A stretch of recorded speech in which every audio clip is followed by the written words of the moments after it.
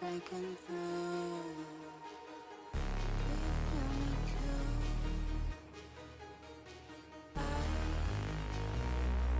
I still wanna run to you. Am I breaking through? Do you feel me too?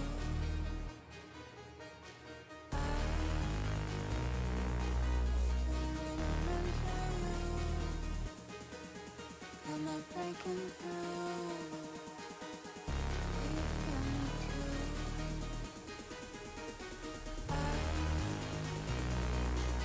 Still wanna run to you. Am I breaking through?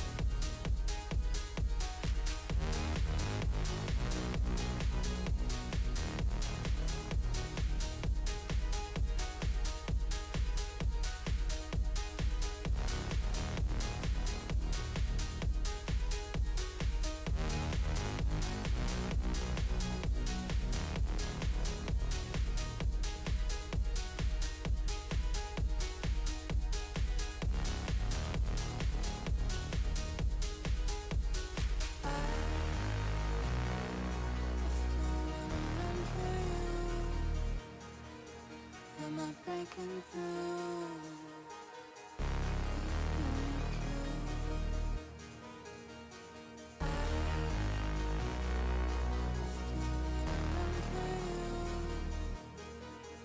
Am I breaking through?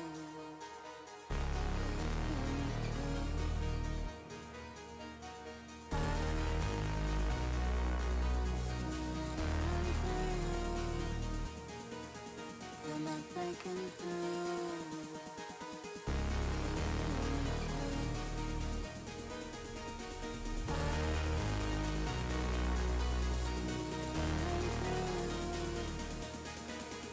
Am I breaking through?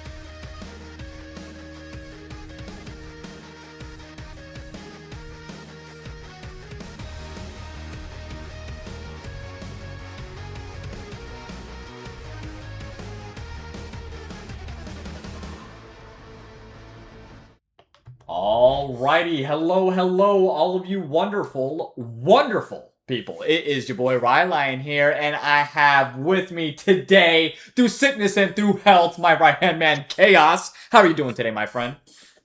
Health-wise, I feel like I could be doing a little bit better, but I'm already feeling a lot better after I hear your your beautiful voice, Ryline. I am super excited for tonight's cast. We got a great series from TSG Prime versus Silversong Mavericks. How do you feel about tonight? Dude, Scuttle Division, Elder Division, Bear Division, don't care. Give me anything, and I'm very excited for a number of reasons. Number one, we don't really get to see a whole lot of Scuttle. You know what I mean? It's all about the Elder and the Barons and stuff like that, which is great. They are great players, great everything, but I am so excited to showcase two very talented teams right now. Number one and number two, actually, in the Scuttle Division, which is TGS Prime at the first seed and Silversong Mavericks at the second seed. So a lot is kind of riding on tonight's game just for them to see who's really going to be holding that top spot. Is it the 3-0 TGS or the 2-1 Silversong Mavericks? But the draft is already underway here. And what are your thoughts and how are you feeling about this matchup between these two teams here tonight?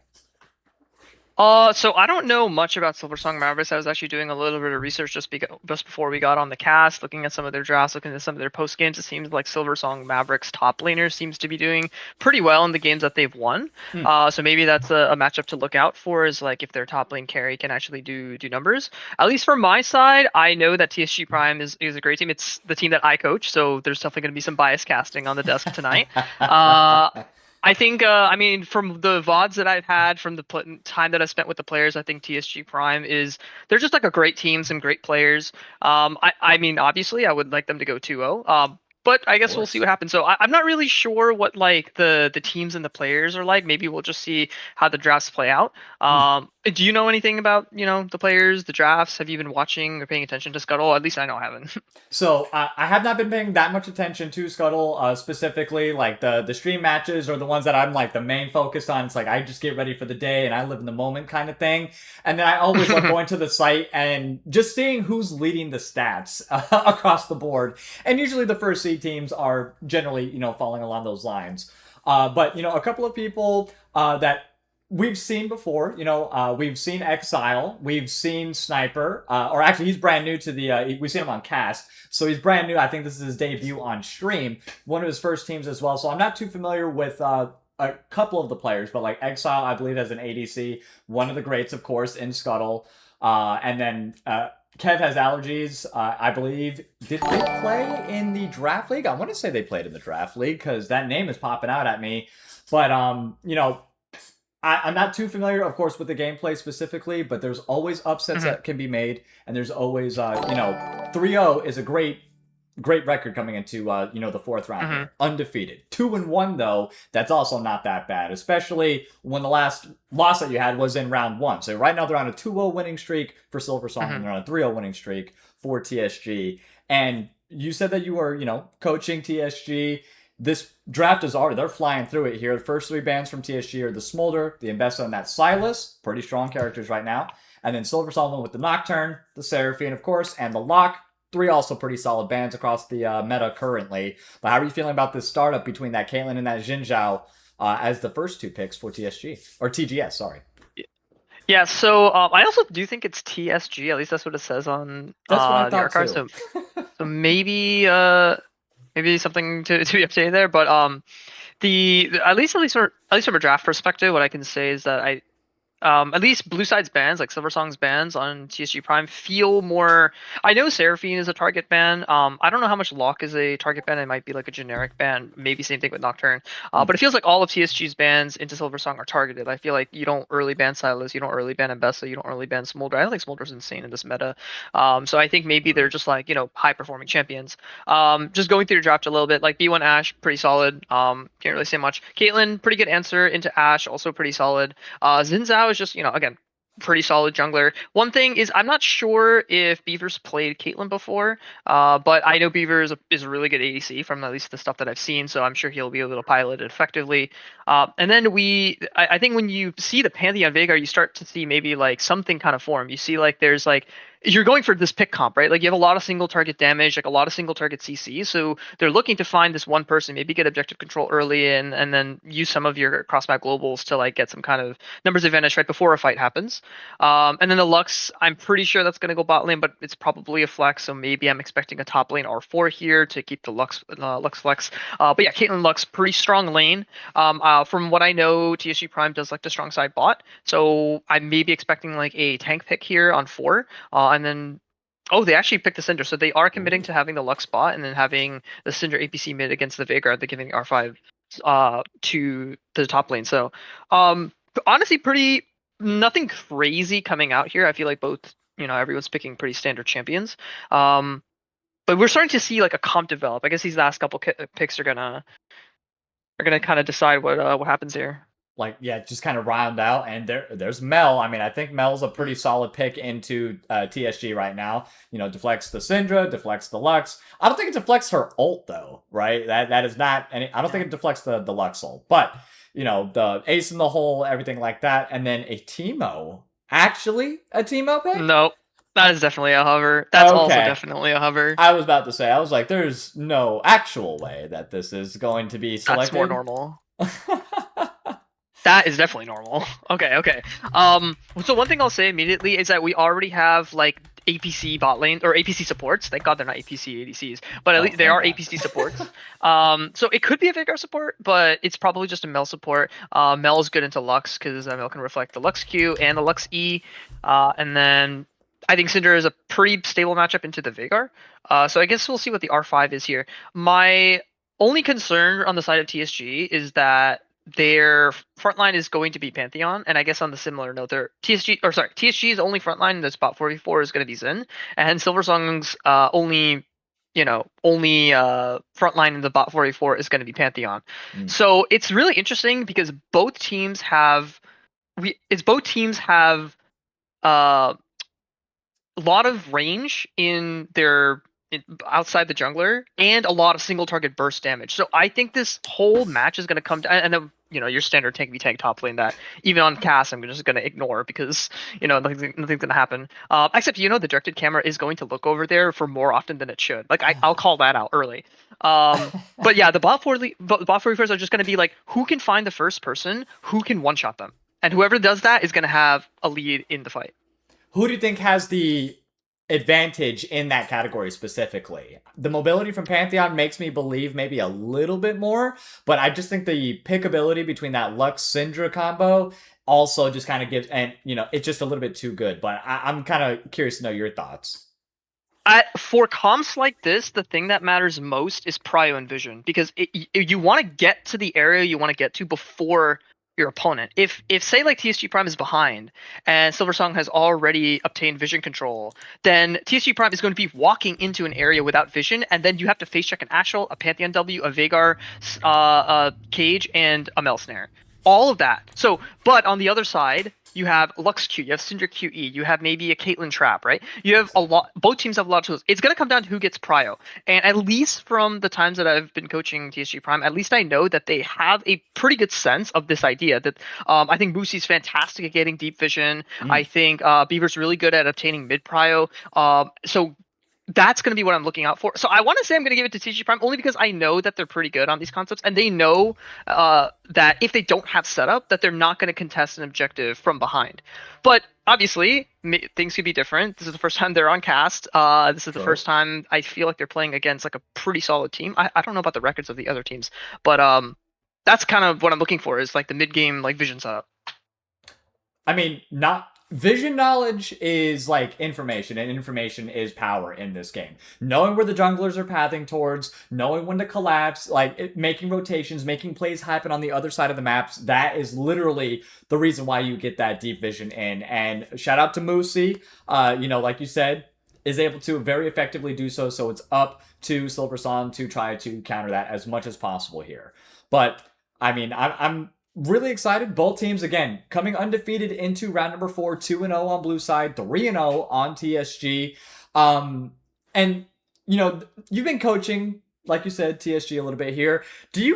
How do you guys discuss this whole flexibility meta? Do you, advise that they go ahead and take advantage of the fact that most people can go anywhere, or you just kind of like, this is going to be straightforward no matter what? Like, pick your ADC first, leave your top for last, and stuff like that. Even though, like, it's pretty apparent right now to flex and trade at the very last second. So it's funny you say that because Beaver has played some fringe picks before. Like I think he's pulled out on a Kali bot, he's pulled out on a Silas bot. So he does play I don't know if he plays APCs, but at least he's played, I guess, like, assassin and battle mages before. I actually talked to them about draft at the end of our VOD review session yesterday. Is that I would have preferred. I think getting situated with a standard game one draft is going to go really well long term, because game one, my personal philosophy is you have a standard draft. Everyone is on comfort champions, so you know how to play your champion, you know how to play with your team, and your team knows how to play with you. So then your entire mental stack is going to be, okay, how is their team playing? Are they aggressive? Are they not? Like, who's the weak link? Where's their vision control? How are they playing side lane and macro and like all these sequences? So I'm actually kind of surprised to see that they took a bit more of a standard draft in game one, because sometimes they cook a little bit. We'll see how it goes into game two and game three. Okay. Well, I'm looking forward to this as well. Like you said, might be a little bit biased on the mic itself, but I know you'll also be very critical of their gameplay as well. If these are not very demanding victories, we don't settle for anything second best here. But Silversong, do not scoff at them. They are on your heels, TSG. They're number 2 in the standings overall. They're 2-1 is their record, and they're looking to make gods bleed tonight and make you guys 3-1. So we will go ahead and cut it to a short little intermission, though. The predictions are live, so spend your channel points and let us know who you think is going to win. And then we'll be back with our predictions in just a little bit.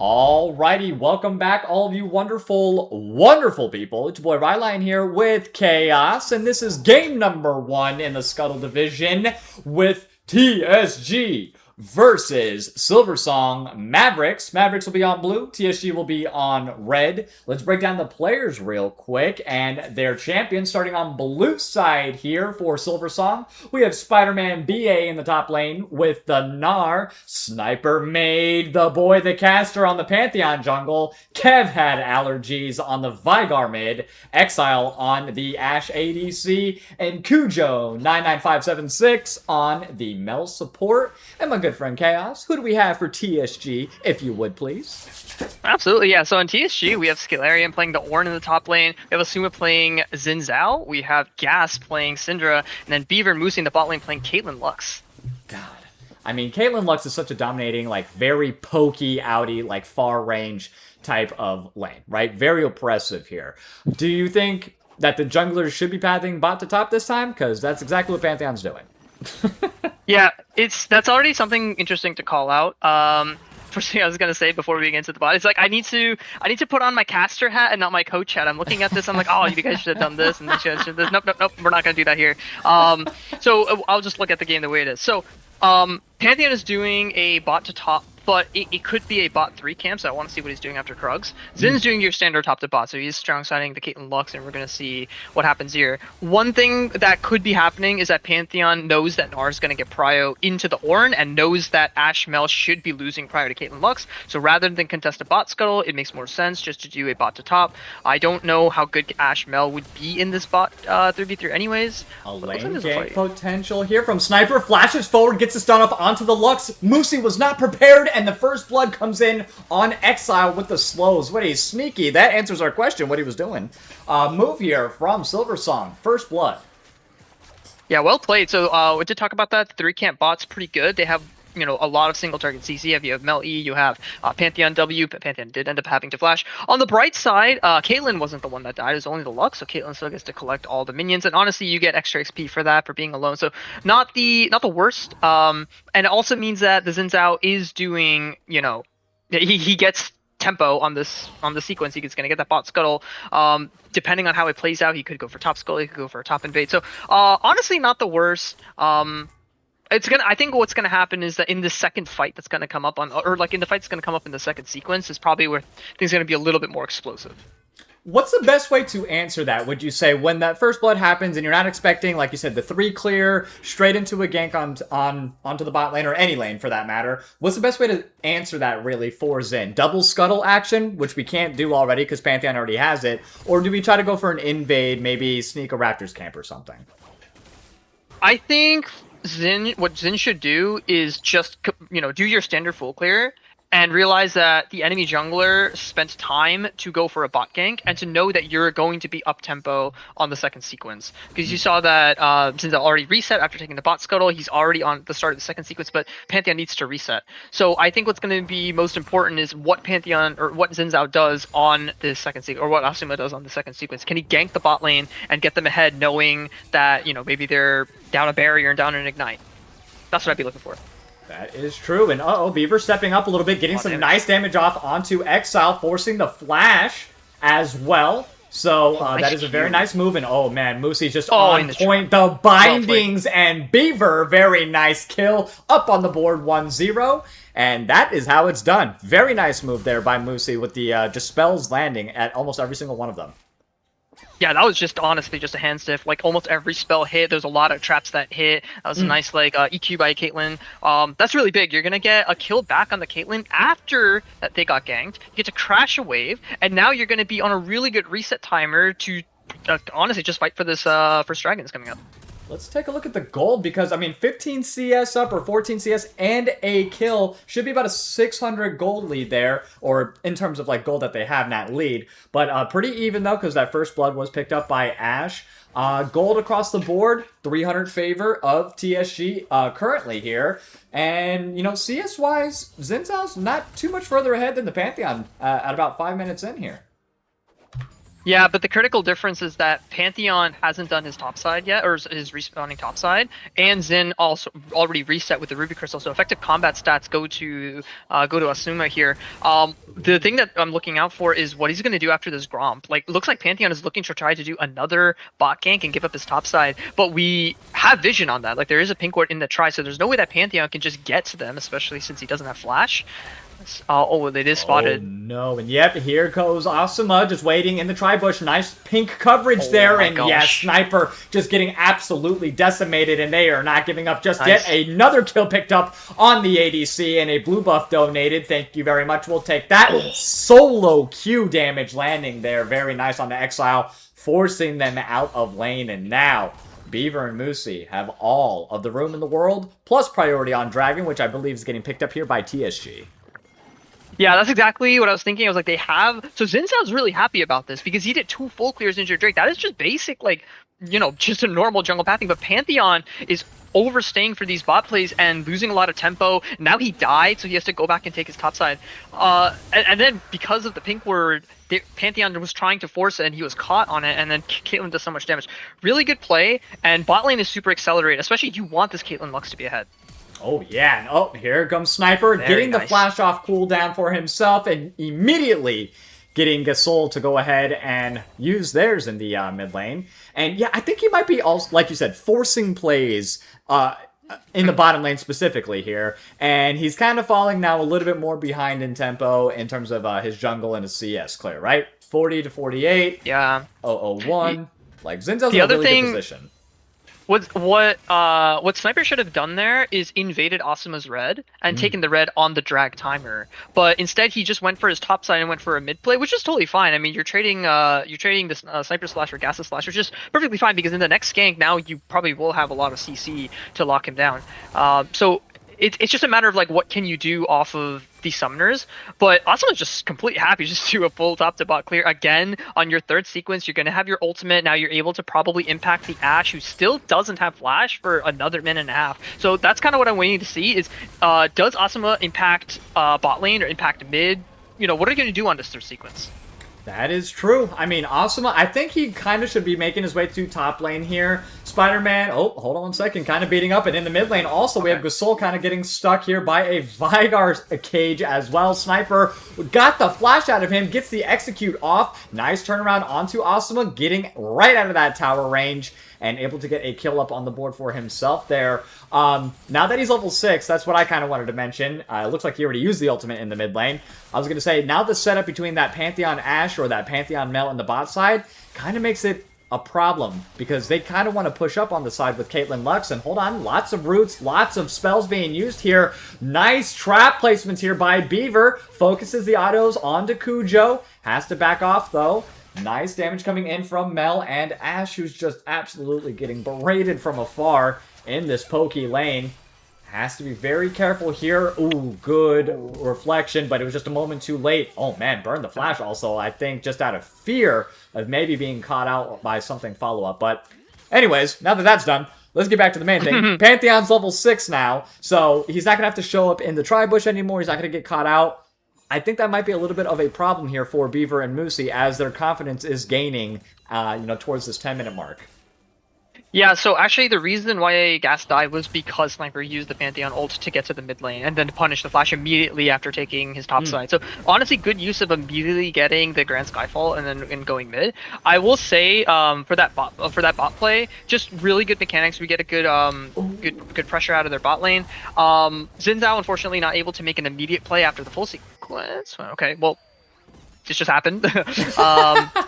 Top lane 1v1 what noodle fight. I mean, Ord's still gonna have value, so we're fine there. But yeah, I kind of just want to see the Caitlyn get super accelerated because Caitlyn Lux obviously very strong lane. That's still what I'm looking to see. Syndra's always going to be useful. Top lane 1v1s is kind of whatever. And since Xin just showed himself on bot side, they will be getting these grubbies immediately. So Pantheon Mel focusing on getting that. The next dragon's up in a minute and a half here, so should be starting to get vision, and it looks like red is already all over that. Look at all that vision, dear God. Moosey, shout out to you, dear God. Oh, Enchanted Crystal Arrow, just shy Oh, just misses. of hitting Gasol there. Nice look potential, but not able to connect, in a little roam from Cujo as well, just to show presence, but I think everyone's going to start getting ready for this drag here soon. Yeah, one thing to mention is that Asuma did try to go for a bot play, and well, it was off the previous sequence, and I think Ashe was still, was pushed back a little bit, so nothing really happened there. Did trade the grubs for it, but at least from a fundamentals, this is kind of what I try to coach, is that on your third sequence, you're looking for some kind of play to happen. So I'm fine with kind of whatever happens. What's more important is going to be this upcoming Drake fight, because everyone's going to have their ultimates, everyone's going to have their, maybe everyone's going to have their flashes. The second drag could be what really sets the tempo of the rest of this game. So that's the thing I'm waiting for. Let's see how they play the setups. Maybe if there's some good trades, maybe if there's some really good vision control taken that would impact on one side or the other for this upcoming Drake fight. And no teleports available for either top laner either. So it's either someone's got to walk down or it's going to be a 4v4 by the time this dragon comes up in the next 15 seconds. Both bot laners trying to get the waves pushed in before this Drake. Again, look at all that vision. Xin Zhao and Syndra also making their way down here. Xin kind of finding himself on the wrong side of this wall, though. Yeah, has to be careful. Got the blasting cone. And I don't want to be focused on top lane directed camera, so we're going to move back to this dragon down here. And we'll use a manual camera for right now. So Xin will go ahead and start it. My camera sensitivity is ridiculous. That's all right. I will try not to give you guys whiplash. And okay, Vygar kind of trying to show face. Everyone's getting off. No vision around it primarily. It looks like for the side of red, so they may just go ahead and back this one off and give it uncontested to blue side, which is not a bad look, you know? You don't want to give up your lead too much just for one dragon, especially a cloud one, which is not going to be sold, by the way. It's only the second dragon of the game, so... Do you advise with this move here from TSG of just kind of being passive on this dragon, not forcing anything? Yeah, I guess in the current game state, maybe not taking a fight is ideal, but it does look like they're positioned in a way to take this fight. Oh, hold on one second, but we had the bot lane started without the Zins out, unfortunately. Moosey gets blown up immediately here, and now we have Sniper finding himself in a 2v1, completely separated from the rest of his team. Beaver's on a killing spree now with his third kill. And topside, we saw that solo kill there onto the Gnar, so no teleports, no nothing coming in from him for the next 15 seconds at least. Vygar getting stuck in the baby cage, and there goes the ace in the hole to at least make them back off. And I think that is a nice stamp on this dragon for TSG. And yeah, it will be. Very nice move from them. Couple of kills and a dragon. Not a bad look. Yeah, unfortunately for me, the directed camera was looking at the top 1v1, so I have no idea how that play happened. I'm trying to watch it back right now. Because it does seem like the play was super favored for the blue side here. But I think maybe some critical abilities hit, or maybe like someone gets one shot. I know the Mel got one shot at the start of the fight. Looks like Asuma just took the blast cone over. Oh my god, there's a whole fight. Sorry, I didn't even realize. You are all good. I mean, speaking of one shot, you mentioned one shot, then Pantheon ulted in on Moosey and just absolutely obliterated.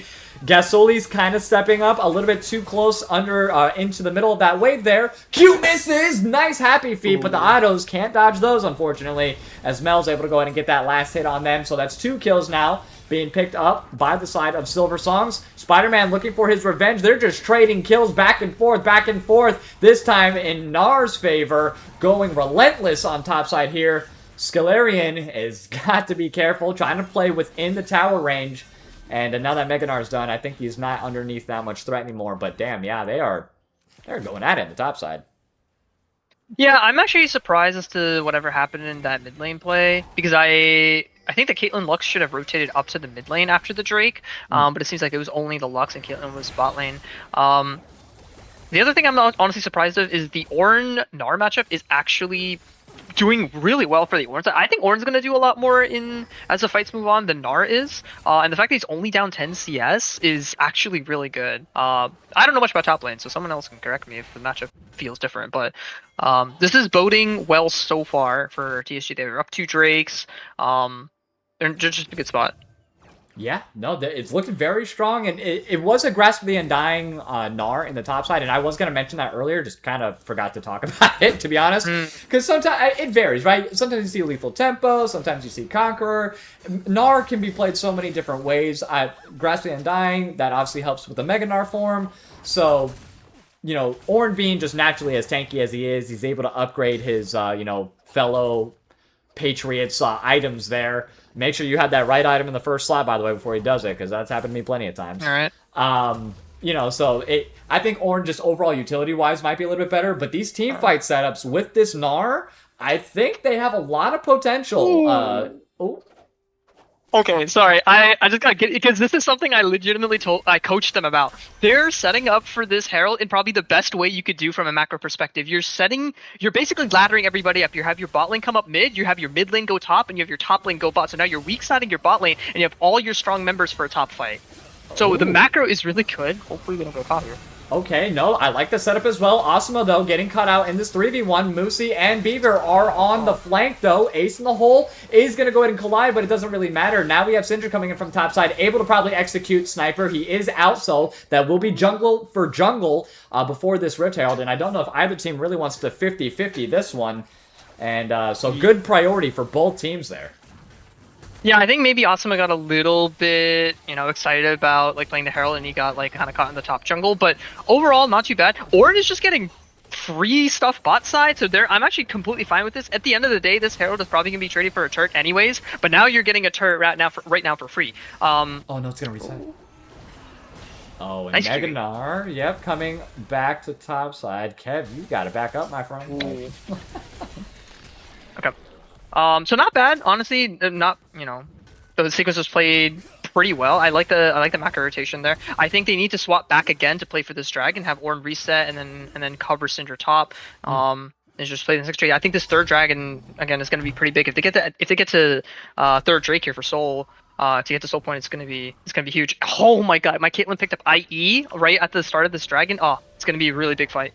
Take a gander at that gold difference right now, speaking of ADCs. 8,400 on the Caitlyn to 5,900 on the Ashe. Yeah. That is an item, like you had just mentioned, a whole item completion difference right now between these two ADCs. Caitlyn is absolutely power spiking with that IE purchase right there, and right before this dragon fight in the next 30 seconds, I think they might see themselves on a Soul Point unless they get picked off, which they definitely don't want to. Pantheon ulti is available, and Sniper is around his bot side red. So, let's see how they set up and what they do. Syndra's not available for this fight, though. Neither is Ornn. Ooh, nice job in the cage there and getting hella damage off onto Gasolis there. Have to be careful. Dragon's up right now, so it is just spawning. Yeah. Syndra's backing does not have teleport available either. And never mind, she stopped her back. Oh, yeah, she's taking out the Vigar. That's okay. Yep, there Very it nice. is. Okay. Yep, there goes the execute just in case. Got the flash also from Ornn, so not too bad. And blue, they'll be taking, so they just kind of gave it up. I think that's a good move from TSG. Take mid, take top, give up their first dragon. I think macro plays right now, really good move for TSG, but also a little pickup there for Silversong. Yeah, no, this is a really good pickup for this is on map. This is so much better for TSG because they already have two Drakes. You're not pressured to take this Drake. Silversong is pressured to take the Drake. I'm not quite sure what happened as to how the Syndra wasn't able to make it to the fight, or maybe they made the executive decision to be like, let's play for the top turret instead. But now you're getting mid T1 and top T1, and that gold is going on your primary carriers, which is Caitlyn and Syndra. So overall, I mean, I think I love this trade. Yeah. We'll have to see what they do now. I was going to say, if this was like a coaching session or anything, I would say any coach would look at that. You know, of course, they're going to pinpoint little mistakes here and there, but overall, the play, definitely TSG was killing it on that. And look at this Ornn as well. Look at what he's able to do that bot lane. Half of the tier 2, all of the tier 1, like... Macro, they're just putting out fire to fire right now for Silversong. How does Silversong combat this? What do they need to do to answer these and stop this madness from happening? They just okay. So like, is this like a fight or is this like? It looks like they're chasing a really thick Ornn. There's the Ornn horn too, just for good measure. Oh, good arrow though. Both bot laners are still there to provide support if need be, and he is a tanky boy. Stepping right onto that trap. Mega Gnar, oh my god, gets chunked down. The Mel's going to go ahead and get a root off. Do they have the execute? They don't, and they do get it though, as the last auto attack from Gnar comes through. The Lux ultimate to go ahead and try to spread them does not go through. Asuma has to pop his ulti as well. Nice flash jump onto the Caitlyn there, who had to burn her flash. Now they're going to turn around, and they are melting backwards to frontwards as the autos are coming through from Beaver. But the Mel deflection right before she died was able to go ahead and get Asuma here. Ace in the hole with a sliver of left on the Spider-Man. And the flash from Gasoli to try to get it does not come through. And man, that was quite a sequence though. A 2 for 3 in favor of TSG. Yeah, so definitely TSG comes out ahead here. Unfortunately, I think the Orange shutdown, or I think there's some shutdowns that went over to Silversong, and I think they do have to answer like top and bot waves. But the team fighting was actually pretty good. I mean, Ornn was caught out at the start, and then the Syndra TP'd towards the end of the fight. So if it was a full 5v5, I think it would have been on the side of TSG. I think just raw gold wise, they just like do more damage. But not too bad from Silversong to take the fight, knowing that they have they heralded bots, so they have to. This is a good time to take a fight since they technically have a 6th member on the map. So that's kind of what they need to do. Maybe is find ways to get. I mean, in general, macro is all about finding numbers advantages. So if they can find a number advantage and then take the fight like they did on the Ornn there, that's what they want to do. But I just think TSG is doing a really good job at converting or like cross mapping even without numbers advantages. So I think when it comes down to just a proper 5v5 team fight, I think it's very hard for Silversong to play this. Caitlyn's weakest part of the game is the mid game, but she's already on 3 items at 21 minutes, so she's super accelerated. When she gets to that LDR, when she gets to like BTGA, that Caitlyn is going to start one-shotting like entire members of Silversong. Absolutely. Like, yeah, that 100% crit. What do you think she should prioritize right now? I also personally wouldn't mind a shield bow from the Caitlyn. Getting that shield is also pretty good. You know, adding on top of that, you can get the GA afterwards, and you get the 100% crit. It'll probably be BT QSS or something like that. I think you need to go QSS this game at some point. Honestly, right now, because there's like Yeah. 5 people that can CC you. And honestly, maybe even Lux considering going Mikhail's would also be really good. Oh, this. Okay. Yeah, just like something to stop this, because obviously we're not going cleanse, which I think is a bit of a mistake. I think you should have went cleanse here as the Caitlyn. But otherwise. It's just gonna be if Caitlyn doesn't get hit by CC, she's just gonna kill everybody. LDR for sure you need at some point in your build, so maybe LDR or Mrixim. It's gonna be how Caitlyn rounds out her build. Yeah, I mean, LDR is always solid. I can't argue. People are like, what the hell, shield bow? It's like, yeah, get you a shield. It's in the name. I like it. But Bloodthirster, you know, on top of 100% crit, I mean, she's going to have the shield up front. She gets the lifesteal on top of that. Also a great one. Can't argue with that. And the Silversong's trying to look for a potential cheese before this Drake. It's a little bit early, about 30 seconds, but they have all of the vision in the world. Look at all that vision coming in here from Silversong. And a nice arrow is going to pop off from Ashe to start the fight, and a shutdown. Like you said, that cleanse would have come in handy there for the Caitlyn, and unfortunately gets shut down. The Ornhorn's going to get blown, but he misses the double knockup, so that's not going to come through, unfortunately. So that is, I think, the sign for them to give up the second dragon. That would be the second mountain here for the side of Silversong. So they don't want to give up too many more of these, but I don't think that they have the tools anymore to really fight this. Yeah, I think I would like to see a couple things differently. I would have to look at the setup of the side lane situation, because the Syndra was kind of pushed in most of the fight. Also, I think Asuma was taking Raptors when we kind of want a prio vision setup on that timer. Obviously, as you mentioned, I think having a cleanse in that situation or QSS is going to be imperative in this game. So a couple things went a little bit differently than expected there. But it's not too bad. I mean, it's still 2 dragons to 2. I think the shutdown hurts a little bit, but I think the game is still, I mean, it's still anyone's game. I still say TSG is probably a little bit more favored it's what I mentioned before, right? Where if they can get to the setup first, if you can get to the area first and get good vision setup and control first, then it's really easy for either team to play the fight. So it's all just a matter of who gets there first. Ooh, yep.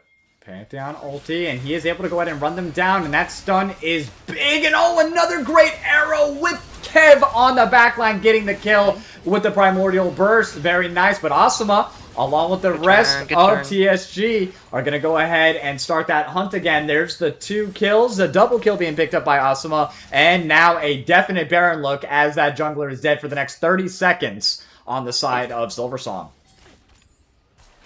Okay, so I guess if you upgrade, I was looking at the Ornn upgrade. I guess if you upgrade Hex Optics, it's fine because you still just put everything into AD just like IE. But yeah, like at the start of the fight, I do like IE more. But I think it might be the same. But anyways, the Caitlyn getting caught there, I wish Beaver would play a little bit less ego and push, stay a little bit further back.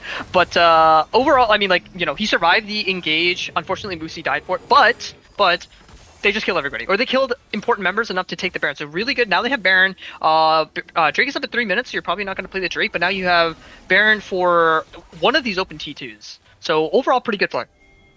Yep, T2 is definitely big, and there's not enough of a disparage in the gold for them to really have shutdowns, or bounties, I mean, on the other outside towers either. So, okay, so I was gonna say, like, do you try to answer that with the Baron? Do you match them 1 for 1? Do you group up as 5 as Silversong? Or do you just have to try to wait out this Baron for the next 2 minutes and then maybe also give up setting up the potential for that next dragon? Because they're not gonna get vision advantage either. Yeah, so we're in an interesting game state where there's no T1s up, but all T2s are up for both teams. However, I think the potential to find someone and pick somebody off is stronger on the side of Silversong. So typically when your opposing team has Baron, you're not really looking to make any plays. You're just looking to set up control. Maybe you can get like a defensive pick or something like that. But this could be an opportunity for them to find someone caught off inside. They have 2 double globals in the form of Ashe Ultimate, in the form of that Enchanted Crystal Arrow and the Grand Skyfall to try to find somebody inside. Even if they don't do anything, that's still fine for Silversong. Just wait out the Baron, then replay the Drake, which just seems like what's gonna happen. Seems like it's really hard for TSG to take over control. I feel like the Vision situation has been, and I think Kuja's been doing a really good job at getting Vision in TSG's bottoms half for pretty much the whole game. So they're gonna need to try to like fight that back if they're going to try to contest this next Drake. And like you said, on the side of TSG, they really can't push out waves that far either, like in a 1-3-1 or a 1-4 kind of situation because of those globals that they have, or virtual globals, essentially, between that Pantheon Ashe. And it's just easy for them to get these picks, so can't really capitalize as much as they want to, but with Looking this... for Ashe. Yep, and Ashe is definitely in the wrong side of this map. Good flash over the wall. Oh, but Moosey! Kobe from downtown, allowing Beaver to go ahead and get an ace in the hole, and with a whisper of health to go ahead and keep this tower up and running. It looks like Mel's going to be the next one that might be caught out. The Zonias or the stopwatch getting put through, and that tier 2 is going to be falling in favor of TSG. With Baron in hand, this might be a tier 3 comes knocking on down. Oh my god, another binding. 20 seconds on death timers here between the bot lanes. Oh man, yeah, this could be the beginning. This could be the ending of game number 1. Oh, never mind. No, they're choosing to back off. They're keeping it safe. I agree with that. I think resetting. Oh, is this even a good play? Okay. I don't know if TPing for this Drake was the best, or TPing for this top T2 was the best. But you know, Silversong at least getting a top T2 trait out of it. For the play that it was a really good, find onto the Ashe. But now they have a lot of control for this bot side. The vision control for the Drake is favored for TSG. They're running there right now.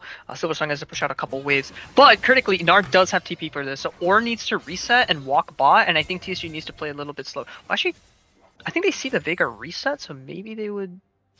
No, I think they're going to wait. I think they're going to wait for the Ornn and then look to fight a 5v5. Ooh, I mean, they have to hurry up and try to get something if they want a numbers advantage, but Ornn being right there. Yep, teleport also looks like is going to be coming through as well from Gnar, so he is present for this fight. Dragon is up and available. There goes the scatter for... Silversong's giving. Okay. Yeah, they're gonna give this. It's not soul point. It's only, or it's not soul itself. It just puts them on soul point. Plus, they're gonna push out that mid, so they might be able to at least get a tier 2 for it in the mid lane. Not sure how low. Not. Well. Oh, never mind. They can't because the next wave is really far. That's why mid probably is so important. As long as you're getting the mid wave before the Drake, it's impossible for them to trade up because Drake is a one tempo objective, meaning you take one wave, then you do the Drake. You can't do that with Baron or, in the past I would say Otacon, but you can't do that with those objectives because you need 2 or 3 waves and deep vision control to do the Baron. So good job, really good control, really good, vision control and like wave prio to get that. So now they're looking at, they could just kind of like chill and wait for the next Drake or wait for the next Baron, but they are looking to siege down this mid bot T2 as their next play. Yep, that inhib is open and looking juicy. Spider-Man, they know that you're there, my friend. Zinzel's going to go ahead and start the initiation. Mega Gnar is available, but good snare from Moosey. Does get the ulti off, though. Nice. And the Ornn's not able to go ahead and get his ulti off. Skillerin is going to go ahead and destroy, it looks like, Ashe. The Gnar. And Ashe is just stepping up too far. And again, Caitlyn is just on a roll, but the Veigar with the stacks. Very nice. Gets a double kill, flashes, and at least clears them. But with 2 members remaining, that would be Asuma and Gasolis. I think that might be enough for them to go ahead and end it here with the death timers at about 25 seconds. And why aren't they just getting the already open mid lane? I think Zinza's gonna push. They have enough time to get that inhib, so I'm fine with them going for this bot T3 and hopefully they get the inhib. They should. It's still 15 seconds on the next. Oh no, they definitely can't. And I think double inhib is the best thing they can do here. And then you play the Baron right after this. Let me just make sure that they don't overstay. Well, I'm saying, if Cindy just would have went into the inhib and mid, which should not be here. No, I don't think you can end, and I don't think you want to try to end, just because you don't have a lot of wave clear, and your wave mid was still pretty far. It was like back at your T2. So I think double inhib is absolutely the best way to convert on that sequence. And now what's even better is that they have an inhibitor that is cross map from the next neutral, meaning the person that's supposed to be in the cross map to pick up waves and maybe like put pressure doesn't have to be there anymore. So that now everybody could just group up for this Baron, but somebody on Silversong needs to try to match some of the waves. So one way you could play this Baron sequence is just to wait for somebody to answer the waves and fight the 5v4, or it could just be to do what you have here, where you have 5 members and you can just start the Baron and turn. Veigar does have TP, so I'm a little bit concerned about Baron Shred making. Ooh, Okay, never mind. Okay, hold on. Moosey getting caught out by her own snare, unfortunately. Good turnaround from Mel. But that Baron is getting bursted down quite quickly here. Uh-oh. Pantheon's getting stuck in a snare as well. And Baron. Skill is able to go ahead and hold everybody off single-handedly. Plus, oh, I was going to say almost make it out here. Sniper getting caught out and not bursted. Oh, man. 1-for-1 trade here so far. But Baron was successfully taken by TSG. And they will go ahead and reset with it in supers. Plowing down the mid and the bot lane here. I think this might be a final siege look for TSG. Yeah, good play by TSG there. Really good Baron take. They had good vision control. I like that the Ornn was zoning everybody out of the pit. Moosey just being an absolute G and just taking all of the pain and punishment for the team, which allows them to secure the Baron. And it ended up just being a jungle for top trade. It could have been a lot worse. I feel like they had Silversong had a lot more damage that they could have done. I mean, I know they do a lot of potential damage. Maybe the fight didn't play out that way, but overall, really good. Now they take Baron. Now for this next sequence, they could just send 5 people top. If they want to send the Ornn mid and send 4 top and 4-1, you could do that too. But I feel like TSC should be able to close this next sequence out pretty cleanly. I feel bad because Sniper's like getting some good stuns. He's getting some good looks. His ultis are like there. He's being active. He just has no additional follow-up with him on the back line. So he just ends up getting stuck in like these 1v2s or these 1v3s, and then there's nothing that can be done, and his jungle is just getting invaded here. Definitely not your jungle anymore, Sniper. But yeah, it's just an unfortunate thing for Pantheon this game around. Ooh, nice arrow's going to go ahead and land onto the Xin Zhao. Good follow-up from the team, but still, he is a tanky boy. Has his ultimate up as well to deflect some of that damage. Spider-Man tried to get a sneaky jump off, but lands right into a trap. Oh, wow, they actually do end up getting the kill off on the Xin, and Gnar does get taken out by the ace in the hole. That Veigar's very strong. Good flank around here from Sniper, but again, no follow-up from anybody. Finds himself in a 1v3. A perfect trap again by Beaver. And Sinja, yep, not caring about any of the fights that are happening, trying to end this game, get those waves pushed in.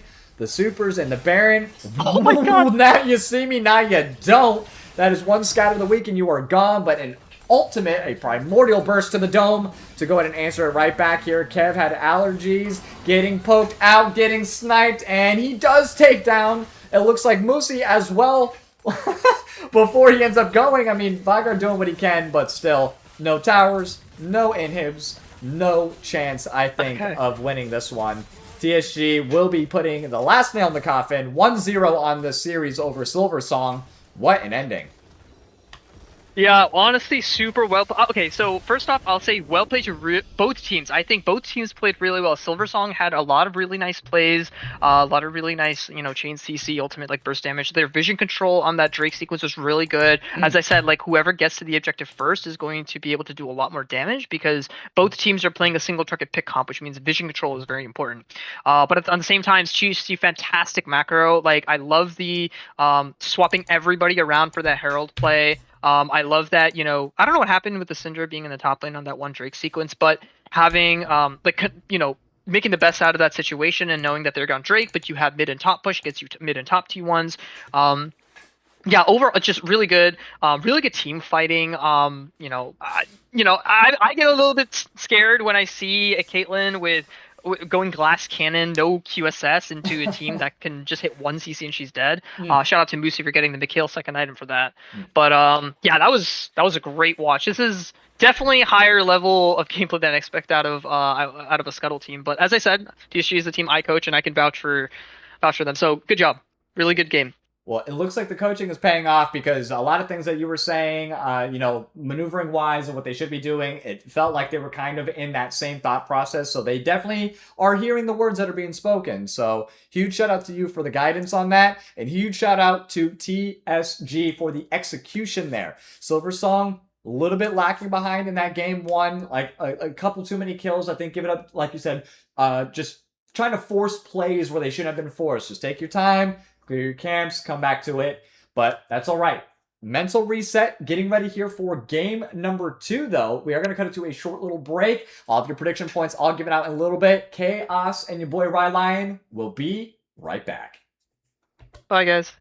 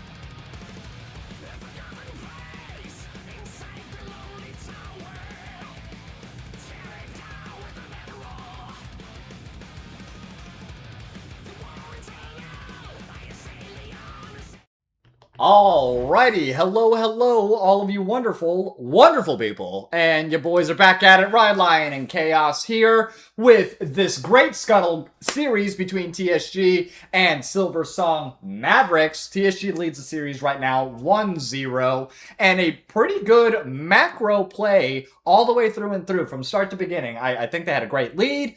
They didn't really give up anything once they had their goal lead. The macro plays, this man was breaking it down for him, and his coaching has been stellar.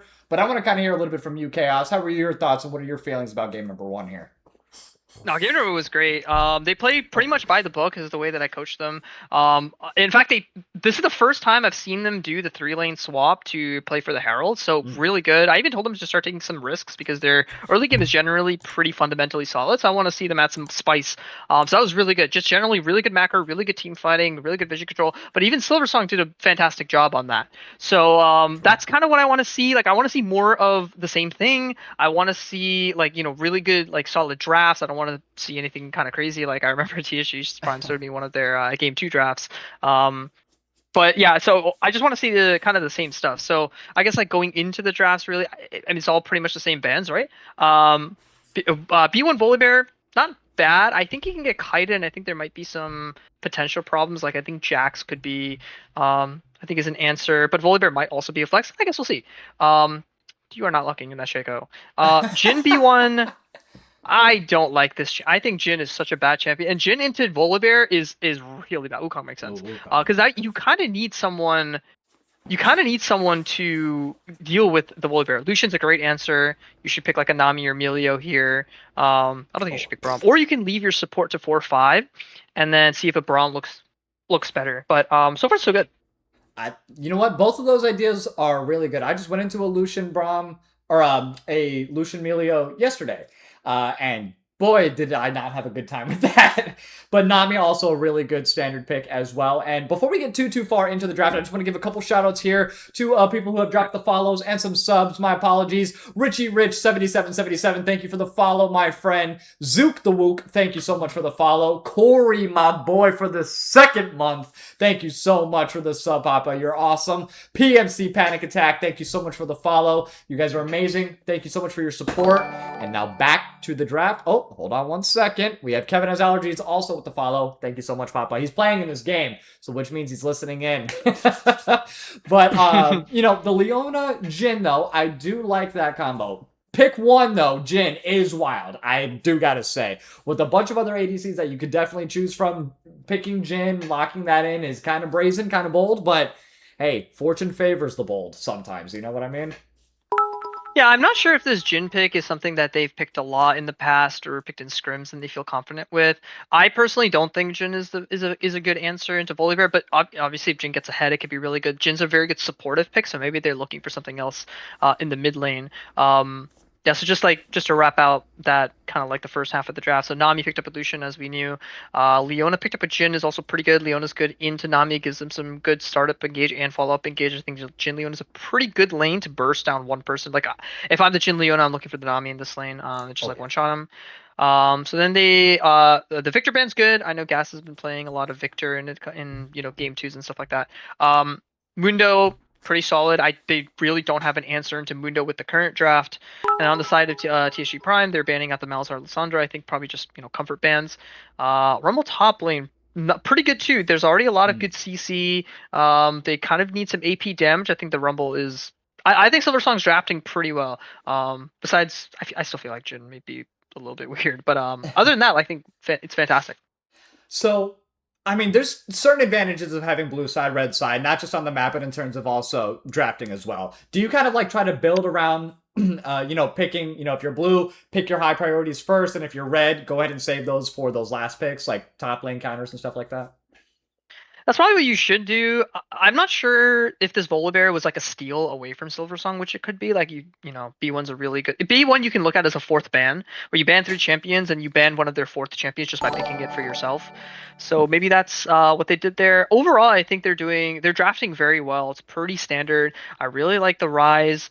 I have to think about the Malphite for a second, but I really like the Rise. Silversong has a lot of melee champions. Rise has a lot of he's a battle mage. He gets a lot of HP, gets a lot of mana, gets a lot of shielding, gets a lot of like spread damage into melees. I'm not sure how Rise would fit in compared to like Cassiopeia, besides like the anti dash. But yeah, Rise is a great pick, but it is blind, so I guess we'll have to see. Malphite into the Rumble obviously seems very Rumble favored, but Ornn. Okay, so the True Ornn that. into Gnar also seems very Gnar favored, but Skill did a really good job at holding down the top lane and still being a massive force to be reckoned with. So I guess we'll see. And I know that TSG does prio the Malphite, I guess, fairly heavily, because they do like getting Skill on this topside weak side champion that can still perform like the primary engage role. So good there. Cho'Gath Dancer makes a lot of sense. So now they've rounded up their comp pretty well. I'm assuming the Rumble's top and the Cho'Gath is mid. I think both drafts are pretty solid. So it's hard to say from draft who's going to go well. I think it's going to be. I think game one was fairly similar to that. It comes down to, I think, execution. That's what I'm going to be looking for. Same thing, vision setup, prio, good rotations and stuff like that. Hands diff. I mean, that was pretty much what it was up to last game as well. Of course, that advantage that they had in the bot lane kind of snowballed out of control. I mean, that Caitlyn had 3 items by 18 minutes, 20 minutes, I think. At that point, she had the rapid fire cannon, IE, and a Hex Optics. This game, hopefully, is a little bit slower. I know that Lucian Nami, once they hit that level 2, is going to try to, boom, immediately spike in, get the, trade that they need to, and get the kill. Obviously, that's their goal. But as the game progresses and continues, like you said, the draft-wise, I think is really, really good. Silversong's pretty solid all the way through and through. Each team really only has one AP main. I mean, I guess Volibear can kind of dabble in the AP as well. And I guess my main question is that Malphite top volley jungle, not the other way around, right? Yeah, I don't think Malphite jungle is like as good anymore. Okay. So I do think it's a Malphite top. The one thing I was thinking about the draft, the more we were talking, is I think they should have picked Victor on 3.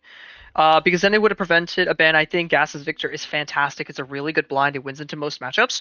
And then that would save your Lucian pairing for 4-5. Because if they're let's say they still drafted like Leon or Rumble, all of a sudden you go Braum on 4-5, and then now that bot lane is way, way better. But maybe I know that Musi prefers like enchanters more, so I think Nami is fine.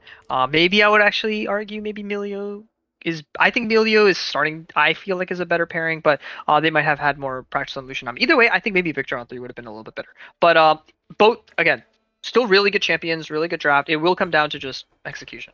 Yep. It is really what it comes down to at the end of any game at any point in time at any level. But I want to hear you guys' opinions as well. So predictions are live.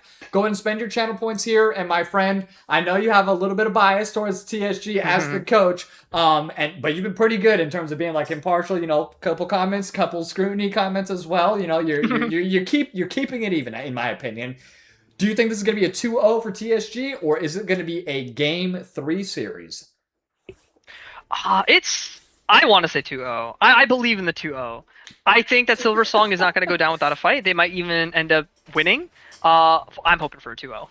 Okay, I can't argue with that. I do think Silversongs is going to pull this one out. I'm liking the combo. That Rumble Leona is really good. That Wukong Leona, anything Rumble right there, I think is going to be really well. And then Jin is just able to go ahead, curtain call from the back.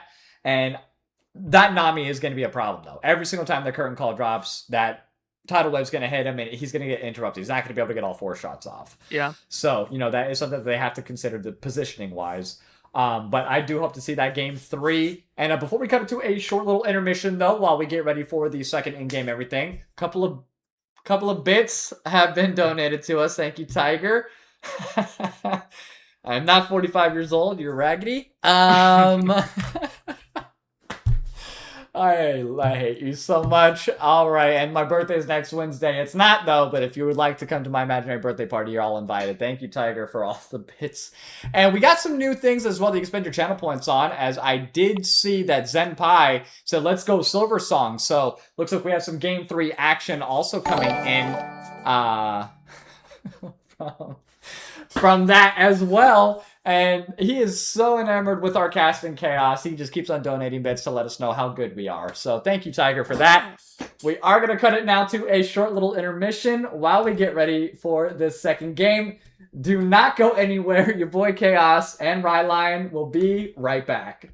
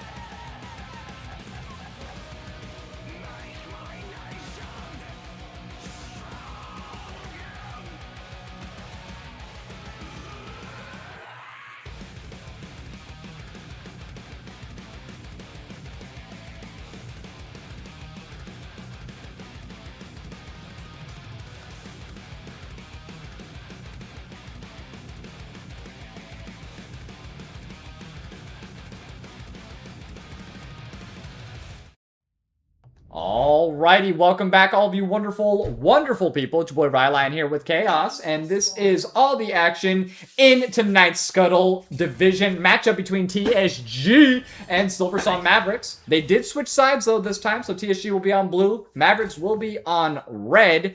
And let's go and break down the players and their champions real quick. Let's do the pleasure for you, Chaos. TSG on blue side, please.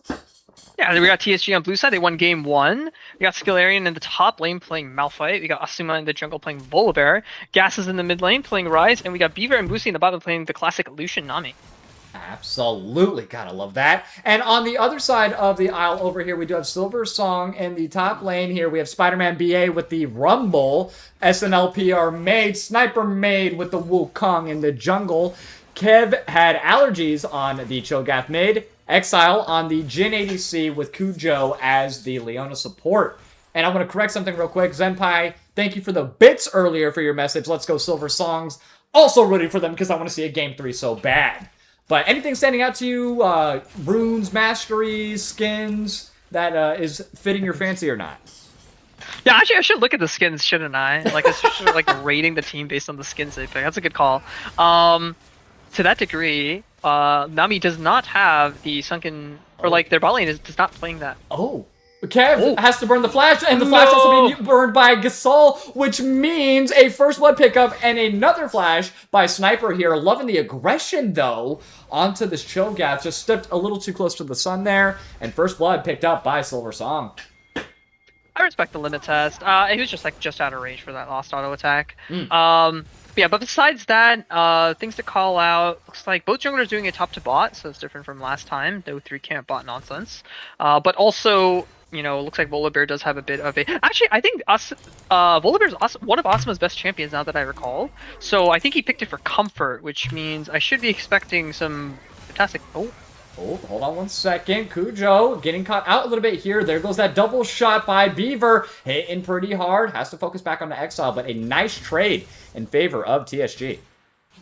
Yeah, a bit early, I think, to engage for Silversong. I think Leona wants that Radiant Eclipse before she goes in. Oh, that's my god. But yep, here we go. Another great gank coming in from Sniper in this 3v2. And that is going to be Exile with the pickup there onto Beaver. Musi has to flash as well. Asuma, though, trying to do a counter gank, is going to go ahead and find Sniper, who's going to dash forward onto the Nami. Nice root going to land, though, onto the Volibear. And I believe, yes, he does have the flash, and he will be taking down Sniper. Tries to look for a double, ends up getting onto Exile, but no, the nice flash, and now the double buff has the pickup, and the Nami gets another one. It's chaos happening down here. It's chaos happening down here, Chaos.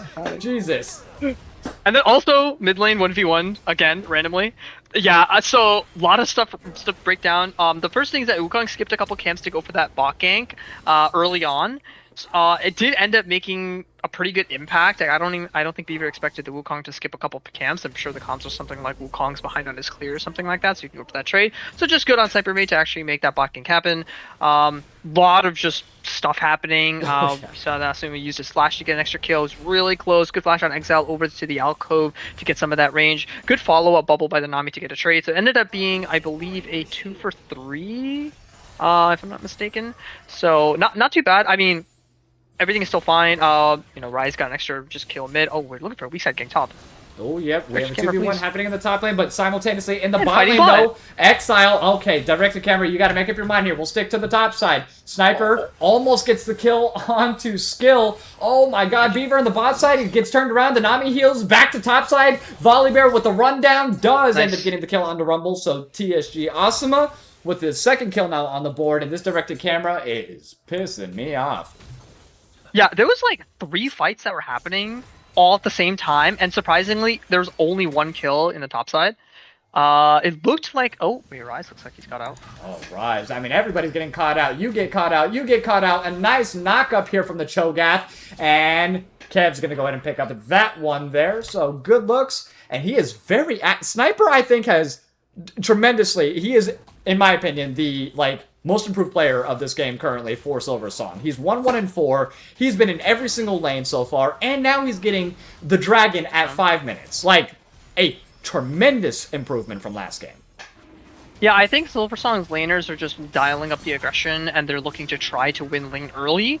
Well, I guess we'll have to see how well they convert this lead. But yeah, definitely Cypher Mid is making his name known. He's like everywhere on the map, affecting almost every lane.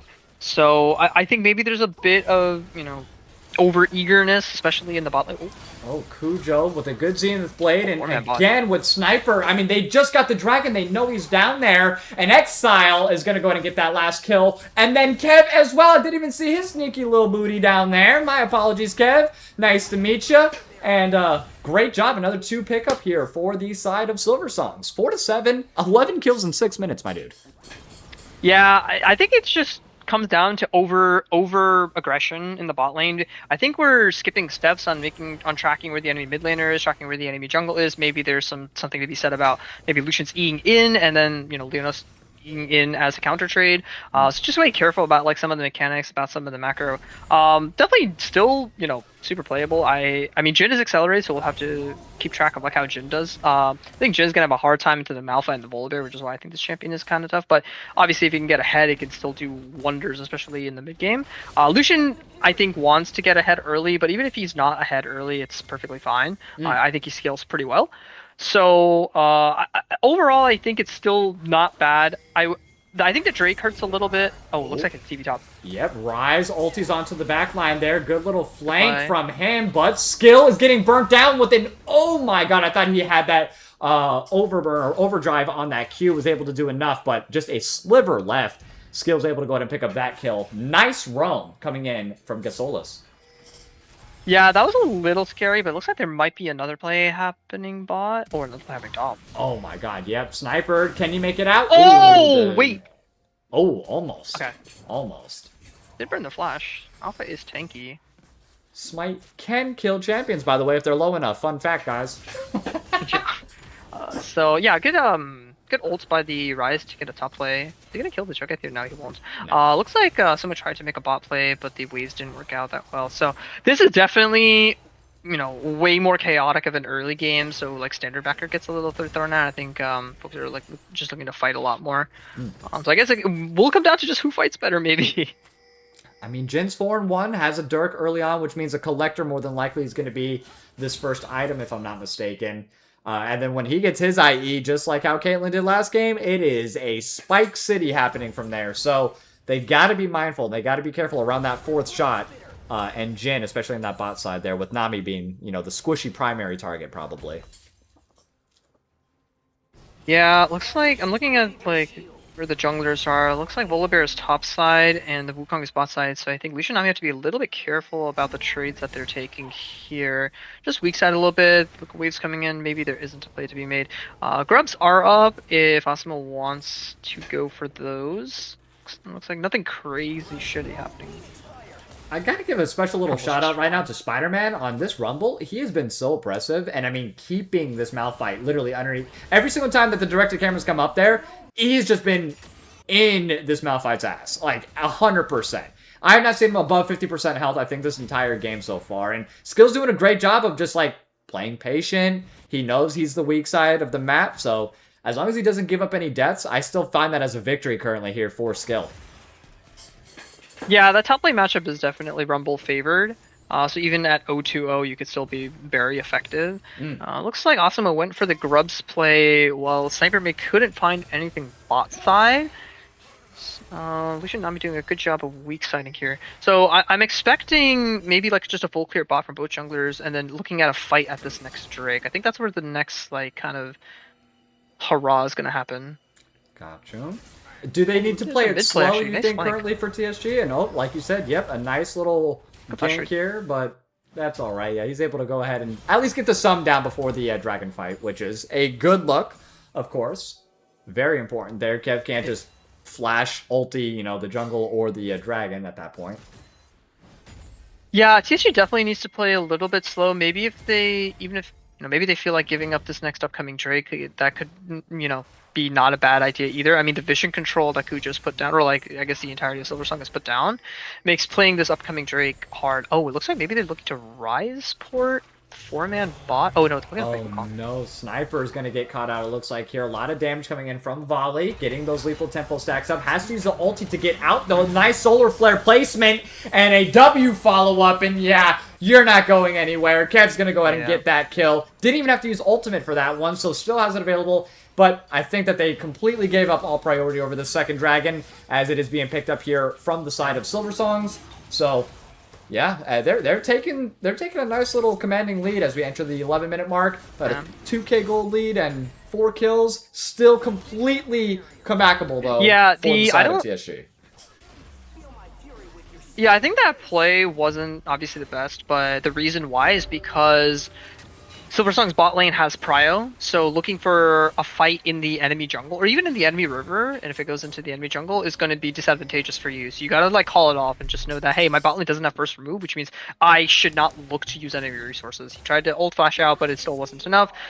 Now Silversong gets the second Drake, so now they're kind of in the position that TSG was in game 1. So again, it'll come down to how they're able to use this map lead to convert. We're moving into the third and most impactful neutral that could result in a fight coming up in this Herald. I want to see what TSG does about this. I think if they move everybody up, it could be good, but at the same time, it might be risky. It looks like Leona is moving up for these. Oh, wait, actually, Grubs is still up. Still gonna play Grubs. Well, I thought Grubs were taken by Volley, or at least 2 of them were. Oh, 2 of them were, yeah. Yeah, so One more Grub up. Oh, okay, so yep, that one's still up then. Okay, yeah, and he just got that one right now, so...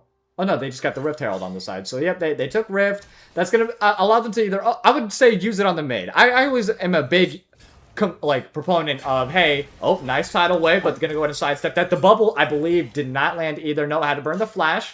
So Exile gonna try to get Tower Dove here, or maybe trying to set up for a Tower Dive, but plenty of vision. They know what's happening. Gonna go ahead and back off from there. Try to set up for the counter dive potential. Here comes Cho'Gath and Leona. Gonna step right into the tri-bush and know that they have to back off immediately. They've seen this sun, they've seen this dance, and they don't like how it ends. So, take their gold from the Chrysalis and back on out of there.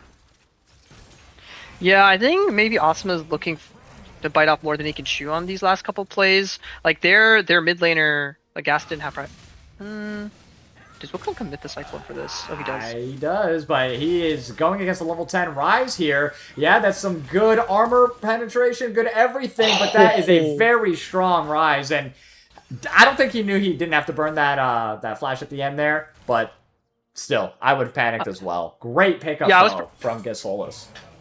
I got pretty psyched out too. I was like, wait, he just got shut down, but there's still a Wukong on my screen. Oh, but he's a clone. Like I was scared too. Yeah, good. Oh, that's huge for Gas to get the shutdown there. I don't think Wukong should ever be looking for solo plays. His Cyclone is such an important ability, especially to chain with the fact that his mid and his bot side are extremely ahead. So I think that's like I don't know how big of an error that is. I mean, Sniper still has Flash, so you could still make something happen. But getting a shutdown and accelerating the Rise is already a really good scaling champion, and he's pretty good into the rest of Silversong's team. Is I think definitely a blunder. But going back to that bot play real quick, it's good that they called off the play. Just gotta be careful when your side lane or your mid lane does not have prio. That means that the opposing side lane mid lane can move to the fight first. So you wanna make sure you're in a position where both your side lane and your mid lane have prio before you look for any of these plays. Nothing happened, but I think Musi had to flash, but you could look at it as like a Nami flash trade for the Jhin flash. So overall, nothing happened bot, and we got a shutdown mid, so overall, not bad. Nope, cannot argue with those results, and it was actually a Yomu's Ghostblade was first. My apologies on the Jhin, not the Collector. So trying to get that more, extra movement speed, definitely not a bad thing. I think movement speed is like an underrated stat that a lot of people don't fully appreciate enough. It's so broken. Yeah, movement speed is a very insane statistic, especially good on Jhin because he just wants to get in for like those one pops and to run away. He's not looking to stay in the fight. Right, so getting a bit of a chunk out of the Cho'Gath here. Yeah, no speaking of movement speed, this Rise is dodging all these Qs. He's landing all of his abilities as well. Great trade there. And hold on one second, Beaver. I was going to say he's going to engage on the Kujo. And we did see Wukong here a little bit ago, but he did take that reset. But that tier 1 is looking mighty juicy from the Rise. I think they're going to be getting that here shortly. And meanwhile, Yeah, topside skill though, he is not gonna be liking these fights now that Leandri's built on that Rumble. That he is way too strong, and he's got to level up right now. So I think they need to start playing around these Rumble fights after he pushes in this tier 1. How do you feel? Yeah, the Rumble is really strong. Even on 0-2-0, he's level 12, and he has Leandries, which means he is going to still be extremely impactful in these fights. The thing that I guess, a little bit concerned about is that TSG Prime doesn't have a lot of good vision, partially because the Nami can't really walk up and maybe face check a Wukong and a Leona here. Looks like there's a fight mid. Yeah, fight mid, and we have the Wukong focus here coming in from Sniper, and oh, nice turnaround, gets the chomp, gets the feast off, and down goes Volley, or down goes Gasol first, and then Asuma right after, and right before this Dragon 2 is not the time to have that, as that will now be a soul point pickup here for the side of Silversongs. Oh. Like, Okay, nothing happens here, right? Yeah, no. Oh, the Rumble return ulti, hold on. And the fly, yeah. It's just, okay, we're going to burn everything up here and accomplish nothing. I guess it's just the theme. It's just a static theme where I think Asuma is looking for plays and not confirming what's going on with the mid and side lane states. Because there, Jhin, same thing. Jhin was able to move and was able to at least get 1 assist. But I think that was more that Ryze didn't have flash, and both Sniper and Kev had flash. So they were able to just one-shot the Ryze, which is most of their damage. So I think these plays need to be... They definitely need to start having more, I guess, conscious awareness around where the numbers are and playing for numbers advantage fights, because they tried to take that 2v2 and it wasn't good. You need 3v2s, you need 4v3s, you need like 5v3s and stuff like that to make plays good. They're giving up the Herald here, which is a good call. Look for this bot T1 as a trade, and just look for numbers advantage fights. Like, chain these even fights is going to result in a lot of bad things happening. Okay, that's a lot of damage coming in from Beaver here. Any advice that you would say, or that you could give to, Scuttle division or maybe a couple of other divisions out there, like when you're in these situations where you're ahead 1-0, right, and you really, really, really want to win, and you find yourself not quite doing so hot in the second game, what advice would you say to, like, calm the nerves a little bit? Because it seems like they're just a little bit anxious. They want to get these things started, right? I'm going to start these fights, or we're not communicating effectively, like... What are some little tidbits, just not even league play-wise? Oh, hold on 1 second, hold that thought. Cyclone coming in, there's the Unstoppable Force, yeah, whatever, it's topside. You know, like, what would you say in these situations, like, to TSG, if you could be in their comms with them? What I would say is just you have to be way more conscious of the map from behind, and you want to only look for numbers advantage plays. You only... Okay, good. Like this, maybe? Turn around onto Cujo. Cujo has the flash available. There's the tidal wave, like I said, on the curtain call. Rumble, though, with the teleport to show up, making a 4v4 situation. The Feast, a little bit too soon. Does not quite get Asuma, though. Nice focus onto the back line, and the Ryze is able to get a lot of damage off onto Cujo. They do trade 1-for-1 on the supports. Now all the focus on the Gasol, who does not, or he does have flash, and he has a blasting cone as well. They don't quite get him. Good stun. Never mind. They do get him with the Jhin in the last hit there, and a shutdown actually being picked up there from the Volley onto Exile. So 2 for 3 in favor of Silversongs. Yeah, that was a really good fight by Silversong. I think maybe something again, similar theme. I think that fight wasn't a numbers advantage fight. It was numbers even. It was a 3v3. And I guess maybe the idea was like we're calling in the Gas's TP to fight, but even with that, now it becomes a 4v4 because we didn't mark the Spider-Man's TP on the Rumble. So it really it does go back to the exact point that you were bringing up, is that from positions like this, it's extremely important that you're conscious of the map state and you're only looking for fights when you have 100% confirmation that you have a numbers advantage. That you're probably not going to win without that. But even also from behind, you want to make the game more, I guess, explosive. Playing standard from behind is going to be really difficult because you're not going to be able to get quality vision. You're not going to be able to get quality prio. So you actually are looking to... As soon as you find a numbers advantage fight, you might have to give up vision. You might have to give up prio. You might have to go for these cross maps. You're looking to make the game, I guess, more chaotic, because if you make the game more chaotic, then the opposing team who's trying to play standard won't be able to just win through standard. They're going to have to respond to just weird things that are happening on the map. What's the win con right now for TSG? In my opinion, it is this Ryze Volley Bear. I think that they have to play a little bit more together, stick Rise to the bot lane or stick Rise to his side lane, let them come to him or just let him side push. Everybody else just try to mitigate. Oh god, not unless you get caught out like this. A good solar flare again is going to be landing onto Volley Bear. Has to pop his ultimate. A good tidal wave to stop the engage. They're on the run for their lives, but the Cyclone's going to go ahead and catch them out just like Twister. And that is Moosey. That is the fourth shot, or the third, I'm sorry, from the curtain call. Does connect as the tidal wave not available for that one. And they are sieging down that tier 2. And never mind. That Rise has to reset and he has to answer or else they will take it over.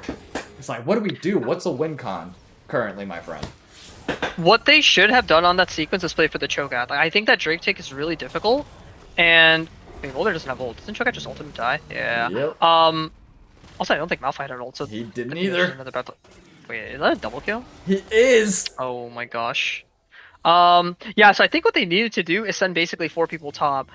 That Oh. Cho'Gath has. Oh, that should be a kill. Yeah, Rise is. Yep, Rise is good.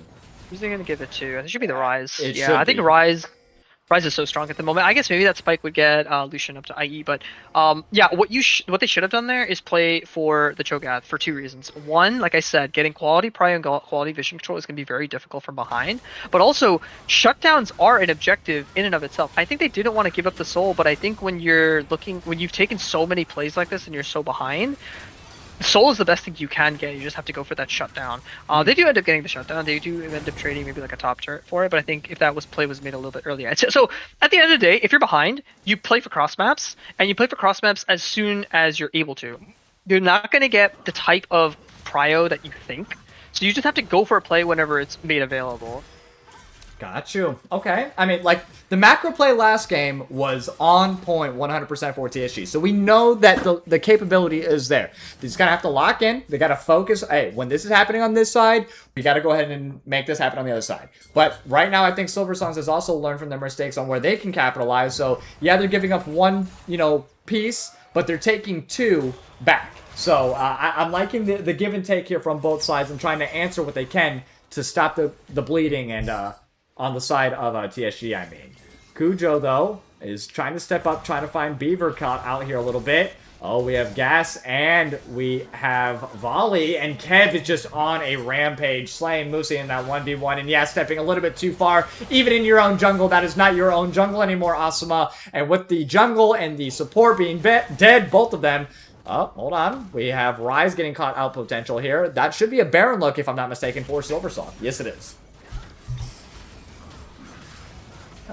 Yes. I guess more of the same. It's like we're trying to contest the side that we're weak.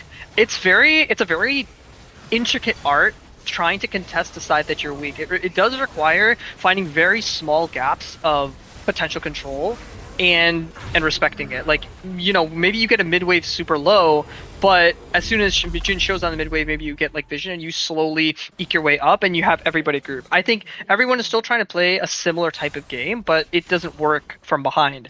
So that's also something that we haven't really gone through. I mean, I also don't think TSG has a lot of experience playing from behind or like coming back from behind. So this is like unfamiliar territory. They know how to play from ahead and they know how to close out games. Playing from behind is not something that they know how to play. So honestly, but really good of Silversong to do the same thing that TSG did in game 1, where they get an early lead and they convert that early lead into an insane amount of map control and insane amount of objective control. So I'm expecting them to maybe take a top inhib, maybe mid inhib. Honestly, it could, if a fight happens here, it could just be an entire fight. This is probably the best fight they're going to get. Rumble is bot lane, and they're grouped up as 5. I think they really just need to like flip the trigger on something if they see it. Rumble Teleport is available, don't. so he can go ahead and turn this into a 5v5 in the blink of an eye. So they do got to be mindful. I don't know if they're keeping track of that or not, but he's just going to march down the mid with that Baron. And another great mechanic of League of Legends is also the mental resets in between games and kind of losses like this. It's not so much as like also playing from behind and things like that. It's kind of difficult to get that kind of practice in like a flex or a solo duo, like when you're not a 5-man, right? And but the mental resets in between games like this, like coming in from a game number 1 being so dominant, into game number 2 getting dominated, keeping that mental up into game number 3 is, I think, the most important. And for Silversongs to also lock in after that game 1 defeat to come back and do this kind of performance here in game number 2 also speaks volumes on that. So the mental on both sides, I think, is very strong for these teams. The other thing to call out is when you're behind is if you think about it, if you're ahead, what are you going to do? You're going to try to pressure multiple lanes at once if you haven't broken the base yet. Mm. So one thing you can do from behind is when you know that someone on their team is doing a cross map split, then you know that you're going to have a 5v4 in front of your face. So you just have to take that 5v4 and you just have to use that to try to come back. Absolutely. So here they're looking for a siege bot, 5v4. If, say, like, all 5 were bot right now, Cho'Gath would be mid, that would be a winning fight. So, like, you know, playing standard macro where you're, like, pushing out waves and getting vision and stuff like that isn't going to work when you're about to lose your base. So you just need to go for, like, a Hail Mary before they enter your base. That is true, and I don't know how much longer Baron is up, but I think that they are using it. I would give it like a 8.5 out of 10 effectiveness for this Baron usage. Like, they pushed out tier 2 in the bot, they pushed out tier 2 in the mid. No one's really pushing top. It's kind of passively pushing. It's now pushing back into them, but I still think that they're in a good state there. Elder Drake's going to be up in a minute 45. They're starting to get all the vision around there. Like, this, great movements around these objectives on the side of Silversongs. Like, very dominant on these Dragon. They have every single one of them. They gave up the grubs earlier, but they're making good trades for, giving up things as well. Yeah. And here comes Skill, who's going to be walking in, trying to get some vision for this Elder, and boy, they do not know anything. And Moosey, you are going to be sushi, my friend. I love you to death, but yeah, it's so unfortunate. They need a blue trinket here to get popped, and Asuma is just going to get burnt down, and that's going to be 2 members. They might not even need the Elder. They could potentially look for an end, but no, they don't have any waves crashing, so yeah, this is still going to be an Elder look in 50 seconds, unless Kujo gets cut out, has to burn the heal, though. Get the little movement speed burst to safety. Rest of the team is going to go ahead and try to get this tier 3 in the mid lane here. I mean, I think it's just time to start setting up for game number 3. Yeah. Get the silver scripts out. I think we're at a position where, honestly, they probably could just go for an end here. Oh no, they're gonna go for the Elder. Or they're gonna go for, yeah, they're gonna go for the Elder, looks like. Unless, I think this could be a good look by TSG if they can find an angle on the way out. But, well, they're setting up another death push. Yep, I mean, this is clear as day. They have no wards either. Ah, the Zenith Blade, I think, got a little bit too excited, but Moosey getting knocked up again. Asuma's obviously the target here. He is completely separated as the Feast comes in through Kev, and yeah, that's going to be a beautiful placed ulti from the Rumble, and on the back line, they are just going ham. 4 members down. Can they get that ace? They can. They do. 2 double kills for the Rumble, 2 double kills for the Wukong. And I think that is a clean ace into a clean win here to tie up this series 1-1. So, I think the theme of this game is, or the theme of the series is whoever gets ahead will snowball their lead. I think both of these teams are good enough to do that, which means it's very important that we're not skipping steps to get ahead, because if you skip steps, the other team will be able to punish, right? We saw like a bunch of trades happening bot lane when the jungler was there. We saw a bunch of engages happening just on the map when we didn't have prio in these lanes. So that's the kind of key, and then Silversong was able to convert that really well. I think Kuja's doing a really good job at getting deep vision off of these timers as well, so it's even harder for TSG to try to retake the control that they've lost. So one thing I want to see out of this game, out of game 3, is, oh, one other thing to mention is that Silversong does a really good job of just stacking 5 people in a bush, which is a really effective play. There's a term called the Fnatic Death Bush, where they just pick a bush, they set 5 people there, and they just kill whoever just walks there. And Silversong is really good at doing that. That's also an effective strategy from behind, is that you just stack somewhere, and just flip the game. So in game 3, what I want to see out of TSG is, I think the champions that they're picking is perfectly fine. You could pick like your scaling team fight composition, but I want to see a little bit more respect and a little bit more, a slower game, because I think if TSG is able to take a couple early drakes, they're able to get some of that early control, they will be able to snowball that into a victory. Absolutely. Well, let's see if they can make those micro adjustments to get the win, move on to 4-0 here for TSG, or let's see if Mavericks are able to go ahead and close it out and move up to 3-1 and tie it up for first seed here in the Scuttle division. We are going to cut it to a short little intermission, though, while we get ready for that third draft. Do not go anywhere. This crazy series between TSG Prime and Silversong Mavericks with your boy Chaos and Rye Lion will be right back. Bye.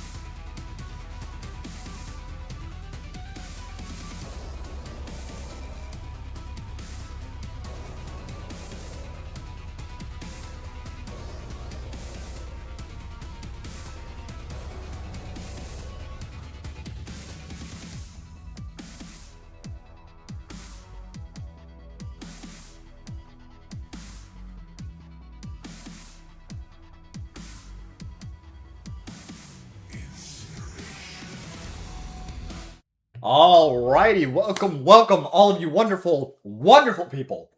This is your boy Rylion here, and Chaos, and this is the final game in this crazy banger series between TSG Prime and Silversong Mavericks. And as you guys can already tell, they're antsy from that last one to get yearning for this Game 3 action. Draft is already underway, but Chaos, break down a couple of your thoughts and feelings. How you feeling about this? How you feeling about before? How are you feeling overall? How are you feeling in general, my friend? I'm not happy about the fact that TSG lost game 2, but now we get a fantastic series. We get game 3. Like, these are really good teams, honestly. Like, way higher, I feel, of a Scuttle caliber team. These guys are playing very, very well. So I think this game 3 is going to be an explosive banger.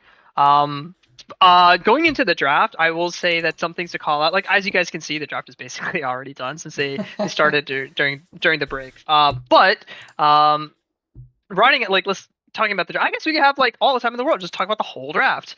So yeah, Silversong was first picked there, and they picked the Corki, pretty standard B1. Takes away from Beaver, which I know is one of his more preferred champions as well. TSG Prime takes the Varus Skarner. I know that Asuma likes Skarner just generally, so I was expecting that pick even after game 2.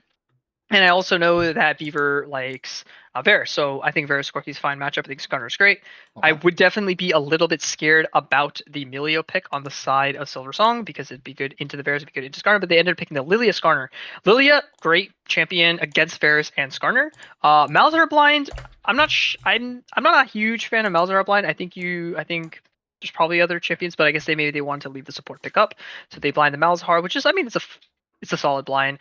Ari, I think just solid blind or solid pick overall. I think the matchup is fine for both sides. I like the Milio pickup for the side of Varus. Milio is going to be really good into Malzahar and Lilia. Works really well with Varus as well. Swain answer.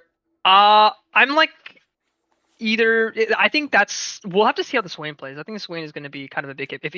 If he gets ahead early, Swain can be kind of nuclear. If he gets behind early, then I think Varus is going to take over the game, and Swain's going to be a non-factor. Set blind is interesting, and then we round out with R5 Galio, which is really good for whoever the Malzahar ults, whoever the Lily is ulting, like good magic damage shield. Not sure how the top matchup goes. I would imagine it's set favored, but I guess we'll see. So overall, both comps really good.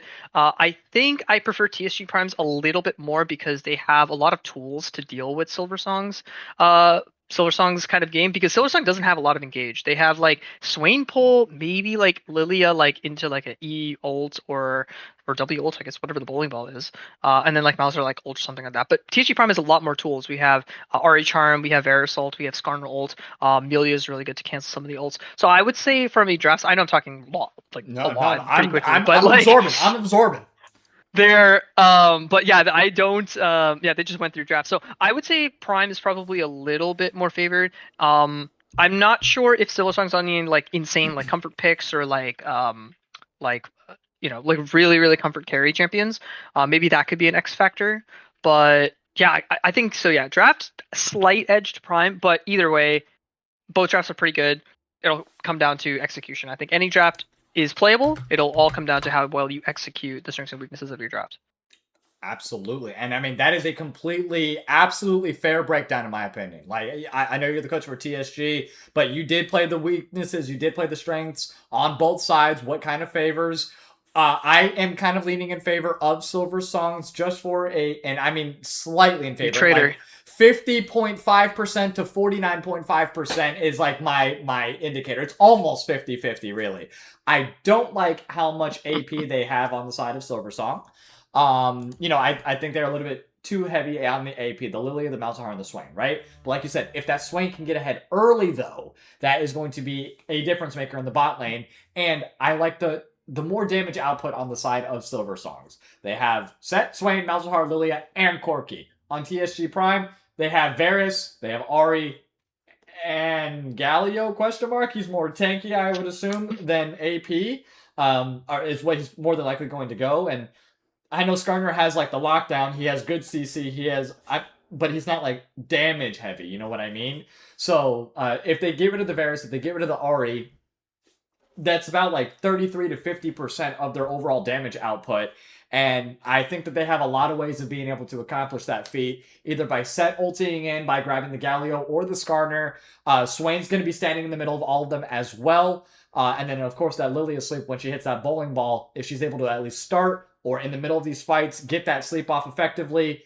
I just think that they have enough damage output to maybe overcome these team fights if they get ahead early, though. That's the big if.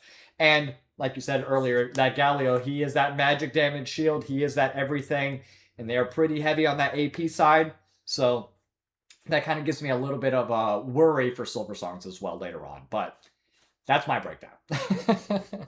No, I mean, I think that's definitely accurate to decide that Silversong is a crap ton of damage. My only worry is how do you find a fight? Like, even if a fight looks good, who starts it? And all of your engage is situational. You have like Swain Eve, you have like Lilia Ball, and then you have like Mal's ult. Right. all of which doesn't feel like primary engage. So it is going to be just maybe hitting your skill shots for a pick. But then you have, like I said, you have Verisalt, you have Ari Charm, which these are skill shots as well. But I think those skill shots, one, are a little bit easier to hit, but they're also more impactful if they do get hit. So it TSG Primes is definitely more of a well-rounded draft. I just think that some of the tools that they have, like Milio and Galio ults, are good answers to Silversong's tools. So Absolutely. whoever, I think, again, whoever can get what I want to see in this is I just want to see Prime playing maybe a little bit slower and respecting like map movements a little bit more, respecting lane prio. And I think if they're able to do that and not like maybe over index into fighting whenever they want, then it'll be favored for them. They'll go into mid game, they'll be able to close the game out cleanly. That's my guess. That's my hope. Yes, sir. So let's see what you guys think. The predictions are live for you all. So spend your channel points. This is game number 3 for all the marbles for this series, guys. TSG Prime, will they be 4-0? Or will Silversong Mavericks take him down a peg and 3-1 and be even in the Scuttle division, tied for first seed? We will find out in about 50 minutes here. Do not go anywhere. Your boy Ryline and Chaos will be right back. Bye bye.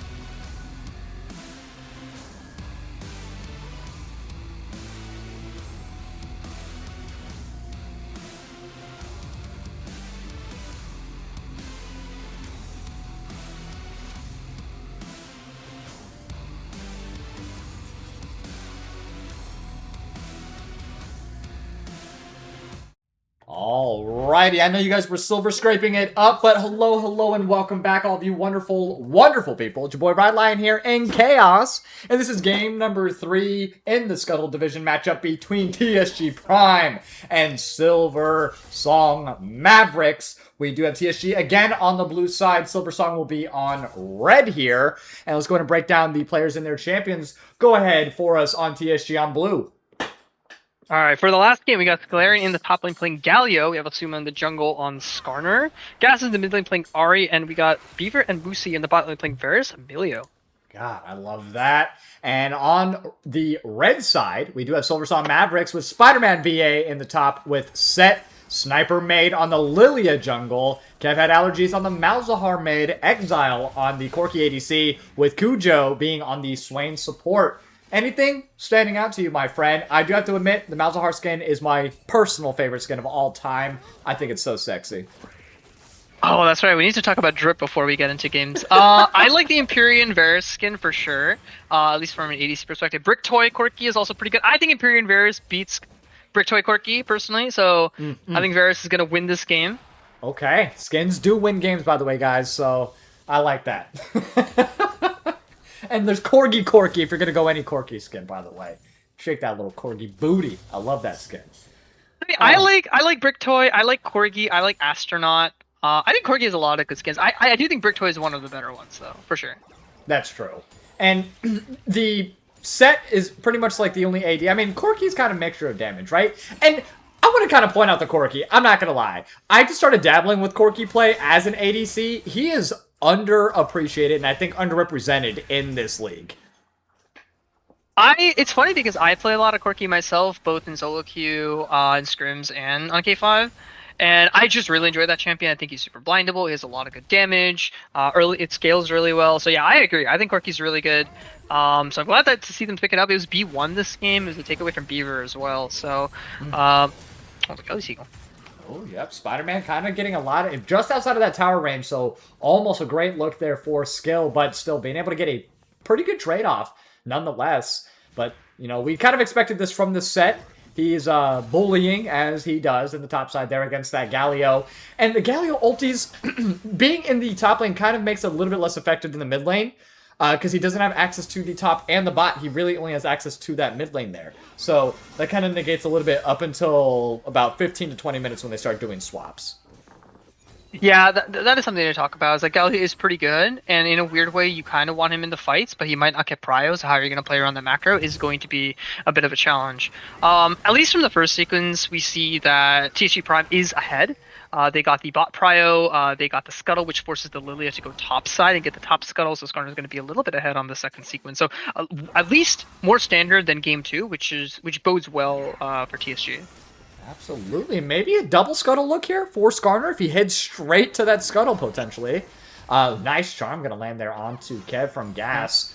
But I know that's another big thing for junglers, right? Double Scuttle. I mean, you hear it all the time. Like, how impactful is that for the tempo for junglers, really? Like, do you kind of preach, like, prioritize it, or is it, like, not really a big thing for junglers to risk? I tell Asuma that he has tempo, given that he hits first Scuttle. How he chooses to use the tempo on the second sequence is up to him. In this case, his mid is prio, so he does He get got it.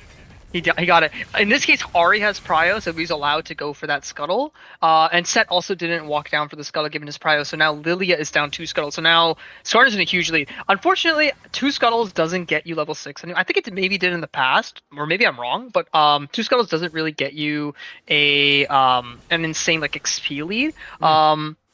But it's still like really, obviously, just really good. Puts Lilia behind. So now tempo on the second sequence, at the end of the second sequence, is going to be even. So the play that happens for this Drake is going to decide who's going to get that early lead. Got you, and a really nice trade happening here. Beaver is going to be landing those Qs and Es in between with those Blight stacks. Good sidestep as well from the Swain E, but still, Beaver taking a lot of damage. Good poke there from Kujo. The flash forward, and doesn't have level 6, but the Skarner's returning. Nice does drive. get a stun into the terrain to stop the advancement from that Lilia on to Gas there in the mid, so everyone does get out, and still no first blood at 5 minutes. This is the longest first blood we've had in this series. Yeah, good play on some of the bot trading. Varys did get out of it. I think he had the Varys who was looking to play a little bit more aggressive, but he did survive, which is good. That's a very suspect flash by Lilia. Like, Malzahar didn't really have any resources. Lilia doesn't have ults. So that is a flash advantage for this upcoming Drake. You're going to have, like, TSG spot lanes reset and then replay the Drake, I imagine. If I'm Silversong, I'm not playing for this Drake. Yeah, no, I agree. I mean, this is kind of what we saw in Game 1, trying to force plays before their times, it seems like. So I think Sniper just has to calm down a little bit, you know, kind of get back into focus mode. Ultimate being used, Showstopper from Spider-Man here. Skill has no mana, and the Ignite does come out, and the first blood with the left and the right finally colliding. Gets the kill, Spider-Man BA. Yeah, I guess he'll kill by this set. I don't think that's gonna impact this Drake that much. Unfortunately, I think at least TSG can't play the Drake because the Tepman situation, like Varys Emilio needed to take a reset. So they're gonna take it now. I'm so actually surprised that Silversong didn't abuse that opportunity to take the Drake themselves. So it looks like Skarner, instead of going straight to the Drake, he's going to do another top to bot clear. So we're not going to play Drake on the second sequence. We're going to play it on the third. I also, something I just realized is that Corki has Halo Blades. I don't know if that's like a new meta or something. I mean, it's usually just Conquer. Maybe he wants to go for short trades off of like a Swain E or something, but something interesting call out. When I see Halo Blades, I just think WWCD, and I know what that means to myself, so the answer is I would not be going that. I do like my Conqueror stacks. I think that they are tremendously good, especially for those long team fights, which you kind of want to find yourself in, especially with the Swain after level 6. Correct me if I'm wrong. Yeah, I think Conquer's just way better. You're also into Galio Skarner at some point in the game, so Halo Blaze is really only good to get ahead in lane, and maybe some of the short trades in mid game. But yeah, as it goes on, this the lethal tempo Varus is going to do a lot more. So I guess we'll see. Looks like maybe Lilia's looking for a play mid. While Skarner's doing a full clear. But even still, nice. Okay, the E does land here from Kujo, and Beaver doing a great job of, again, weaving his spells in between those auto attacks. And Exile, I mean, he does have the Halo Blades, getting 120% attack speed on those first 3, and then kind of falling off a little bit after that. But no mana, no health, that means no stay. And they should be taking a reset here, as, never mind, they are going for the Dragon? As that gets started up by Sniper, so interesting timing on that. I mean, Skarner is in the top side starting the Void Grubs as well on spawn, so fair trade. How do you feel about the trade, Void Grubs for... Oh, hold on one second. Ultimate getting used here from Kev. Gasol gets taken down kind of low, but doesn't have enough mana or damage to really be taken all the way out. So, yeah, not too bad. But, again, Grubs and first Drake. What are your opinions on trading for those? I think it's an awful trade if you're the person that gets Grubs. I think Grubs is really bad. It's comp dependent. If your team has a lot of split pushers, then, or if you're playing for a split push win con, then yeah, I think playing for Grubs is really good. But in general, Drake stacking is just so much better. Malzahar has flash here. Oh my god. Yeah, they call up to play. Yep. Yeah, so I think this is a really good early game by, honestly, Silversong. Like, it's weird. I mean, like, their Corki is down 17 CS, so they're kind of... It doesn't seem like their bot lane's going as well as they hope. They do have a first dragon, especially since Lilia didn't have a flash off of the first, the first sequence. So the fact that they're able to get a dragon is pretty good for them. So I want to see something happen here on this next play, because Sarna's just about finished a full sequence. I want to see, like, a gank happen, maybe a couple kills. I know later on as well, these ultis that are going to be landing from Asuma, as we're probably going to be seeing here in the next couple of moments. So he's running through the Dragon Pit, setting up for bot lane. They do have vision all around, so he will be caught out, but they still might have the setup potential. Meanwhile, we do also see Galio coming in from the bot side laning of red. Here's the ultimate as well from Skarner to go ahead and lock it in. Here comes the heroic entrance. And 2 ultis for absolutely nada, as Exile only had to burn his flash there in return. Kev now making his way from the mid lane down to the bot side. We see Galio again trying to set up with a sneaky gank through the lane self, but does get caught out and have to back after that, and has to teleport after all that with his tail in between his legs back to the top side there. So, very questionable call out in general. Good call out, bad execution. What, break it down. What do you think happened really there for TSG? I think it's a risk for sure, and I don't think it's always a bad risk to pull your TP down or pull your top laner down to go for that bot play. I unfortunately think it was just bad execution, where I think Asuma drove over the drag pit wall and then just got caught up by the vision. If he just walked through the tri-brush where he had a pink and then just play for a gank that way, or maybe play a lane bush gank or something like that, that might have resulted in some more success. You did get a Swain flash out of it, but yeah, I agree. It's not worth... I mean, at the end it was like... Oh, hold on one second. I mean, nice Varus ulti, but their cleanse is also going to get burned from Exile, so some still being used, and the Ignite also being burned there for Kujo. So, little advantages here and there. Yeah. Nothing crazy happened. At the end of the day, it was a Galio TP for a Swain Flash, which, I mean, the ults are just always going to come back up. So nothing too crazy that happened there. It just means that your top laner isn't going to have TP for this Drake, but I mean, Seth doesn't have TP either, so I guess it's not too bad. Yeah, this Drake is we'll see. I mean, right now, like, Beaver has what is that, 26 CS lead over Exile. Yeah. Maybe has Bork on this reset. No, How much gold does no, he it doesn't got? quite have Bork.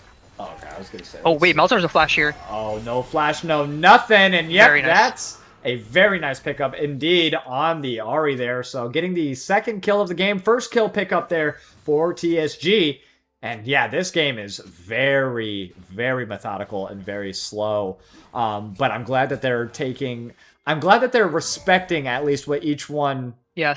like what each side is capable of doing. You know what I mean? They've definitely taken into consideration. And here we go. Another fight happening in the bot lane here. Moosey having to pop the ultimate. We have no barrier from the Varus as well. Beaver getting dove underneath tower. Sniper has to burn the flash. Or doesn't have to, but chooses to. And they don't get a pickup off that. Sleepy time was used from the Lilia on Sniper. So let's see if they try to go for maybe another dive. We do see Asuma making his way to the mid lane again, knowing that Malz has no flash available. I think his spider senses are tingling, though, as he does back up and respect the fact that he might be pushed up a little bit too far. Dragon's up in 30 seconds. I mean, good vision right now from Red. I mean, look at that. 3 vision pink wards around the dragon there. You know, they only have to worry about the entrance, which is the favorable part of being on Red, of course. Yeah, a couple things to mention about that. Like, the vision control on Silversong always, in general, has been really good. Like, if you look at vision control over the entire series, they always have control of whatever neutral that they want. So contesting this could be a little bit tough. It looks like they do not have numbers for this top. They have to be very careful. It's only the second dragon, so they could give it up. I don't see why they wouldn't. You know what I mean? They definitely could. I don't think they need to, but it's just a question of how are they going to get into. I mean, that's what the vision control does, right? Is that you could just, if you put a lot of vision down, you hold that vision, it's really difficult for their team to try to contest. But they looks like they are trying. Oh, that mouse kicked too long. But they are grouped up for this fight. It is lit up like downtown, though. Vision from all angles. Great job setup from Kujo. Kujo pops his ultimate as well. Awesome is going to get an ultimate off as well. And Red Team does go ahead and take it all the way down to the last click. No smite used. That was a very, very strange call. Meanwhile, they go ahead and disengage, only giving up 1 death, Asuma. And, of course, that dragon, the second pickup here for Mavericks. It looked a little bit shaky for a moment. I thought it was going to go sideways, but only 1 death, not that bad.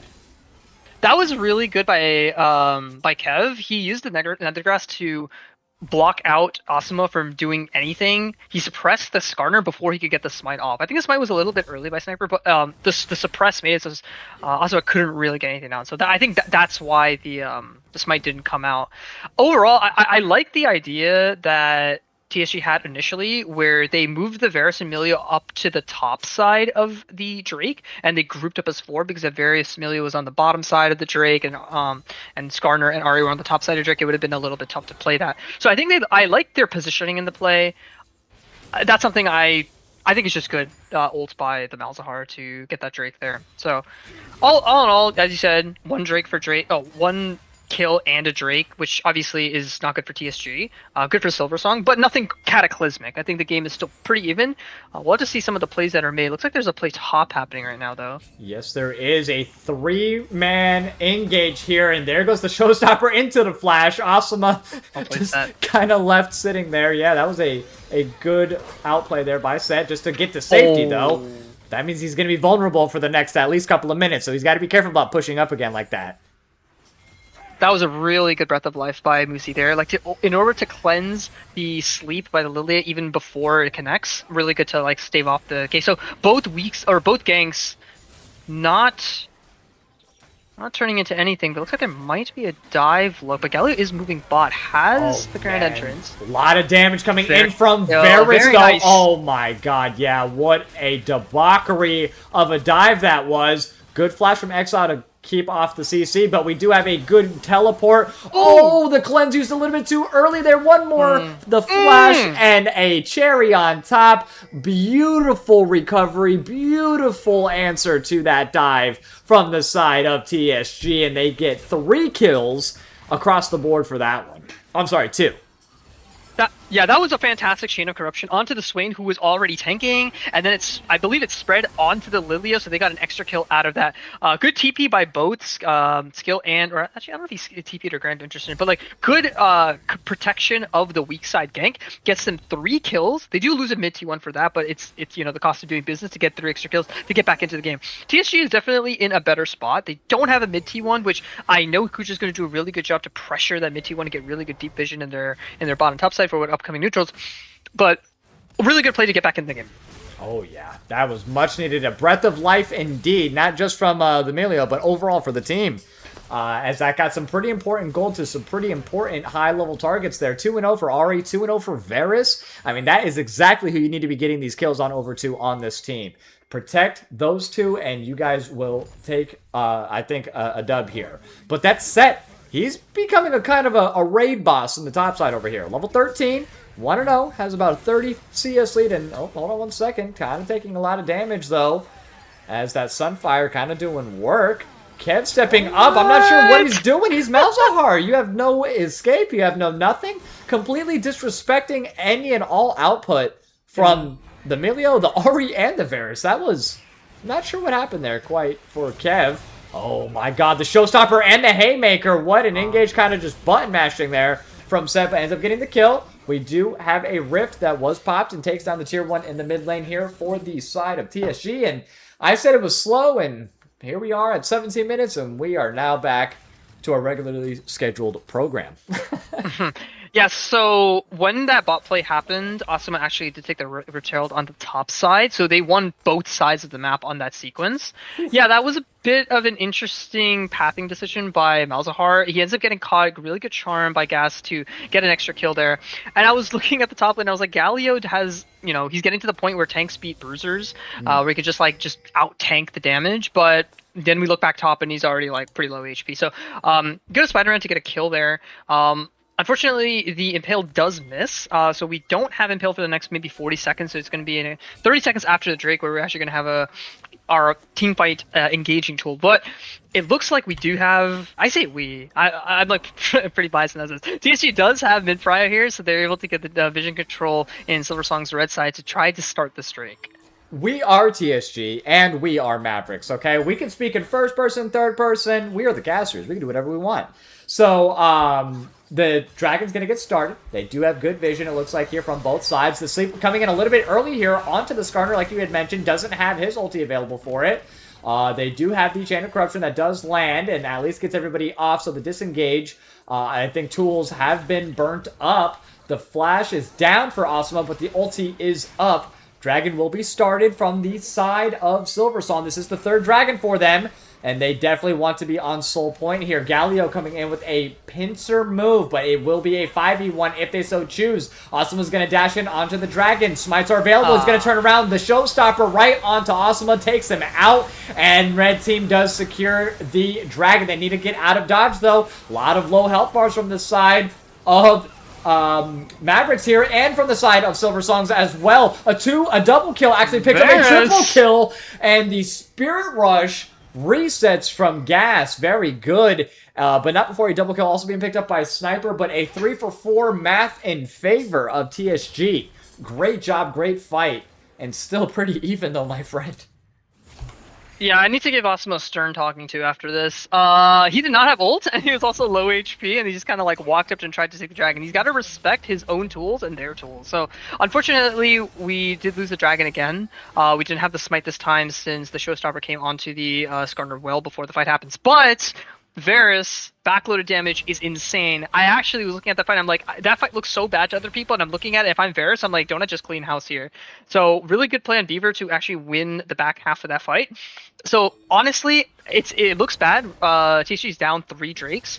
But we're getting to a point where I think Ari's going to be very strong. She's going to hit the 2-item spike. Is really strong on Ari. Varus is 2 items to the Corki's 2 items. We're getting to a point where I think Garrus is going to do a crap ton of damage, like Flash Burn from Set there. So I think it's still super playable. I want to see maybe a bit more of a controlled look on these neutrals. I want to see people more full HP on the side of TSG for these fights, and to play the way the way that their comp wants to play. Looks like they're setting up for this Baron, so if they can find a pick with the slight numbers advantage that Malzahar's bought at the moment, that could be great. But otherwise, like, vision control good, macro is good. Yep, vision control, I mean, is where the fights start indeed. They know, like you said, Malzahar's on the bot side, and they are going to go ahead and start the Baron here. They do have vision, it looks like, coming in. Teleport's coming in from Malzahar as well. Galio also has teleport, but he's going to be a little bit later to this fight, though. So they have to be mindful. They are going to peel off the Baron, so they know that they're at a numbers disadvantage now. Great awareness, great job from them. And yeah, I think that was a bold start, bold move there, Cotton. But I'm glad that they did not stick to it and commit, or overly commit to it. You know what I mean? Yeah, if they intentionally made that call to pull the Malzahar TP, then that's a very intelligent decision. I suspect that it might not have been that way, but it's still a good decision overall to be like, hey, we're getting TP'd on, let's not do the Drake. In general, I think that Drake, Baron. In general, I think that Baron start was very greedy, and it could have been a cataclysmic throw. They also didn't even clear the vision inside the Baron, but you know, at the end of the day, nothing really transpired from that. So we could just move on to the next sequence, and it's gonna be this next Drake. This next Drake, better expect a team fight for that Drake. It is going to be soul for the side of Silversong. I also love how it's like light-hearted flaming. You're just like, that was such a good play that there's no way they did it on purpose. Could have been. I want to hear the comms after. It's like, okay, did you guys know that Malzahar had TP and they were coming up here? But it's generally a good idea. If you don't have TP, you start the Baron and you pull the TP and then you call it off. But Galio went bot, which so I'm like, okay, they intended to just do to send Galio bot and then like win through side and then pull TP from Galio if a fight happens.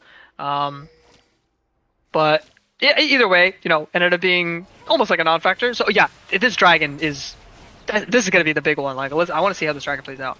Yeah, let us see. I mean, they have a minute and a half till the dragon. They are starting to set up vision already kind of deep coming in from Silversong into the jungle of TSG. But it looks like they're actually going to, again, start this Baron up. Something's kind of a brewing. They know that there's no one up on the map, and they do have skill on the other side. So yeah, with 4 members up, they're definitely going to have this numbers advantage for this Baron. And yeah, they're going to take this with ease. A great trade. Okay. Uh-oh. Well, I mean, it's going to be okay, though. There's nothing they can do to really answer. I was thinking, so the Galio at the end of that play was trying to TP out. I think what they should have done is somebody walks off the Baron and walks to the Galio and allows Galio to ult to them to get out of the fight. That's what you see a lot of like Galios do, or that's what you see a lot of teams do, where they just like let the Galio ult to them and walk out. But it's all right. I mean, I think Galio will still be up for the Drake and still has the grand entrance, so you still technically have a 5v5 for this dragon. Now here's entrance. You do want a 5v5 at this point. I think you're really strong, and you also just want to win this. Oh, that's not But good. Asuma getting taken out early is not part of the game plan, or at least it's going to put a huge wrench in the game plan. Sleepy time does come through, but a 3-man impale. That was kind of big, but set with the pullback. Can they do it? Can they end the heroic entrance? Wow, what a great time to do that. That was so perfect there from Skill. And yeah, that was definitely a tide changer there. We do have the Spirit Rush being burnt here from Gas, and I think they might be diving a little bit too far. Malzahar's on the way back. This is good. Nice E and taunt coming in from Galio. They do get the charm, but a haymaker straight to the dome. And down goes Asuma. Skill's going to go ahead and take down the set, though. And here comes the Malzahar to the backline. Burns the Nether Grasp. Exile's going to jump into a 1v3 scenario. He is Corky, but he is not Shoes Corky. And a triple kill picked up by Beaver with their first dragon also being locked in. That was a very, very scary start, but a beautiful ending there for the side of TSG. Saving Private Asuma, we had Milio R, we had Milio W, we had Galio R. Really good Impale to get 3 of them inside the T2 to buy a little bit of extra time. The back end of that fight was also a little bit scary even for TSG with the Haymaker coming out from Spider-Man, but Varus damage is so strong, and we're getting to the point where that lethal tempo 3-item Varus is going to do a lot more than a Halo Blaze Corki at this stage. So really good. They take that Drake, they deny the soul, they're able to get a little bit of push out and get a couple plates mid, but nothing more than that. Still a fantastic fight. We have a 3.5-item Varus, we have a 3-item Ari. They still, I don't think they have Baron anymore, but they're definitely in insane control of this game. Yeah, 2 members, their key members going deathless right now, 6-0 and 5 on Gas's Ari, and then we have a 7-0 and 3 Beaver, like you had just mentioned on the Varus. I mean, they are absolutely playing out of their mind, playing around these two, and just making sure that they are getting all their damages out. Like, and again, Saving Private Asuma could not have summarized it any better. That was everything used on him, and they almost got him. But then that last second heroic entrance coming in from Skill was just, oh, beautiful. Chef's kiss, and I can't wait till you guys go back and VOD review that, because regardless of the outcome, that was a beautiful play. Yeah. I'm a little bit concerned about this, what's happening right now. Beaver was left alone on mid lane while the 3 of them were hovering top for top T2. You want to make sure your ADC is in these fights. Luckily, they weren't able to capitalize off that. There's a fight happening now, though. Oh my gosh. God, if you want to call it that, the fight started and ended very quickly for Exile there. And yeah, they are just absolutely, I don't know what happened after that last team fight. They are just now in shambles, panicking all over the place, making mistake after mistake. 2 members now, Exile and Kev, both being taken out in their own jungle there. Oh my god. I mean, TSG Asuma also coming in, smiting the red, playing the mental warfare games there. I mean, they're just playing out of their minds currently on the side of TSG. Yeah, I think the Baron's still not up, so they're just pushing without Baron. They are going to get a couple of these. They're pushing out 3 lanes. You're going to get a bot T2. They might get a mid T3, and they already got a top T2. So as long as they don't overstay on this sequence, then they have really good setup for Baron on the next sequence. Really good kills. That Corki got absolutely popped. It did not have the cleanse, so that 3-item Ari will, with Rabidons, will one-shot you if you get, if you even look at her funny. So really good play, really good vision control topside. I just want to see them close out this game very cleanly. No ego fights, no getting caught out. Honestly, at this point, your top laner doesn't even have to go top bot anymore, right? Your T2 is down. Just group up as 5 and just fight a 5v5. There's no way you lose. I mean, never say never. We have seen a crazier lead That's drop true. before. We've seen a 12k gold lead drop in the spring split earlier this year. Like, we have seen tons of stuff happen here in TA. And, but as long as they keep on playing the way that they are playing, this should be theirs in the bag. So, they have a 10k gold lead right now. Actually, they have a 12k gold. No, I'm sorry. 9. It's all right. There we go. 9k gold lead currently in favor of TSG here. Dragon's going to be up in a minute and a half. So trying to set up, for the vision around that is going to be kind of important here. But they have to make sure that these shutdowns, and again, this Varus and this Ari have to just stay in the positions that they have been. Ari's been a little bit aggro, in my opinion, on these last couple of team fights, but she hasn't died yet, so it is paying off. They just don't want to get caught out here. Asuma getting looked at again. There's 3 members here. Spider-Man coming from the bottom side of that lane. Oh. And yeah, well, that was scary. My heart was being a little bit quickly for TSG there. I was like, okay, we've seen this. We've seen this before. Yeah, that was really close. Asuma just is really good at wanting to take the camps and going for the camps if they're up. So sometimes he gets a little bit, caught out. So a little bit scary, but everything is still there. So this, that's a good pull. That was a good charm. That was landed there from Gas, and we have the showstopper from Set. He is going to go in and reel everybody in. The grit and the haymaker do not land on anybody. Exile, though, trying to get as much damage as he can freely on the backside, but he's only 2-item Corki, and with Halo Blades, he's not doing much. Gas is going to go in and take him out, and with the Spirit Rush reset, I think Sniper is going to find himself as Venison on the menu here. No, everyone does manage to get out with not a lot left on the health bars here. And yeah, I don't know what Exile was thinking. That was a very interesting Flash W or W Flash, not sure how he ended up in that position. That will be the second Infernal now picked up for TSG, leaving them on the hopes of Soul in another 5 minutes. Yeah, that was a bit of an interesting fight. Unfortunately, the Impale missed, so we didn't get as many more kills as we could have, but it was really good peel. I think Moosey's doing a fantastic job. These Breath of Life are insanely high value, which is what I brought up in draft, is that this Milio ult is going to be so critical to block out the Nether Grass, to block out the Lilia ult. It started off with a really good Never move by the Swain, but it didn't amount to much because the counter engage and the damage is so much. This is why this Swain pick is like, that's the thing I was looking at. It's like, can you get a lead early, and they weren't able to get as much of a lead early, so now this Milio is going to offer so much more value in these fights. I also have to give some extra praise to TSG and Musi specifically, with especially their Game 2 pick in the Nami. Because if they would have picked the Milio in Game 2 and left, let's just say, Nami open here for Game 3, none of this would be happening right now. They have way too much lockdown, way too much CC for this Varus to survive, or for this Ahri to survive. If Milio was picked up, this would not be the state of this game currently here for TSG. So I just want to give a quick little shout out, because it was questionable. We were saying, like, maybe Milio would be pretty good in this game, and maybe it would have. Maybe they could have 2-0'd for the Milio. But at least knowing that they got to this Game 3, or had a feeling of a potential Game 3, I'm glad that they left it here for this Game 3 side for TSG.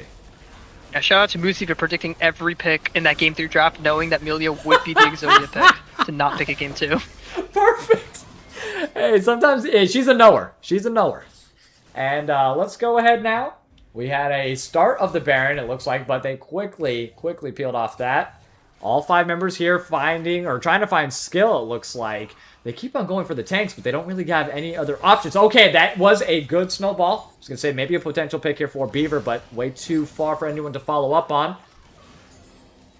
Yeah, this is the issue that we're seeing with Silversong's draft, is that they're not able to find the people that they want because they don't have reliable engage tools. It's really good. Their comp does really well if TSG walks into them as a 5-man unit, which they definitely can, but TSG has to just walk into them as a 5-man unit and just, like, not do anything. Then Set's gonna get a lot of value, then Lilia's gonna get a lot of value, then Corki's gonna get a lot of value.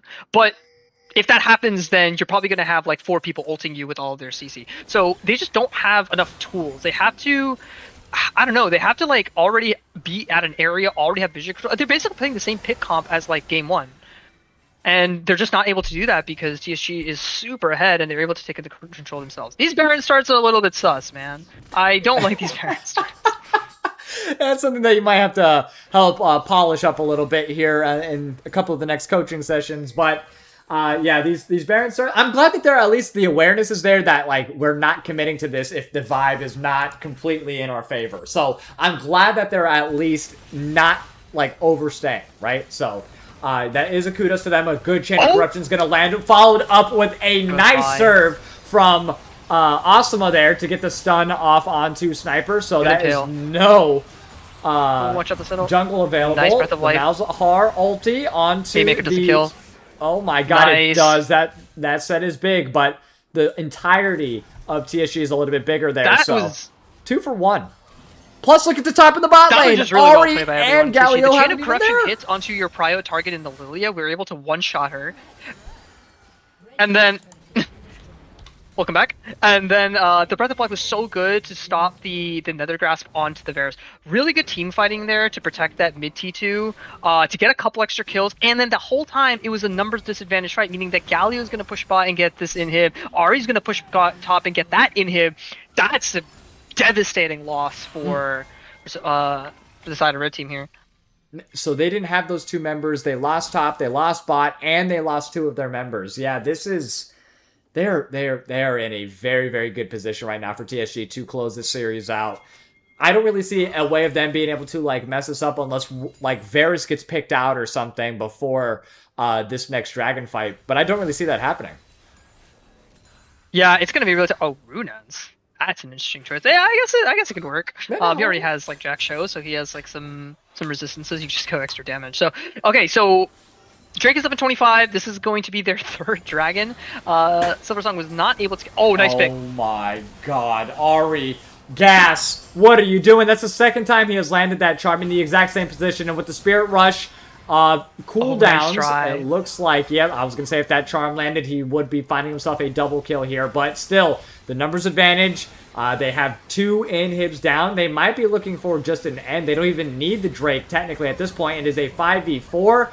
The 3rd inhib will be falling here, and yeah, they will now be finally turning their attention onto that dragon, getting them on soul point. I don't think we're going to see an Infernal Soul in general, but we may... Actually, they might be going for the Barons, or they're going for both.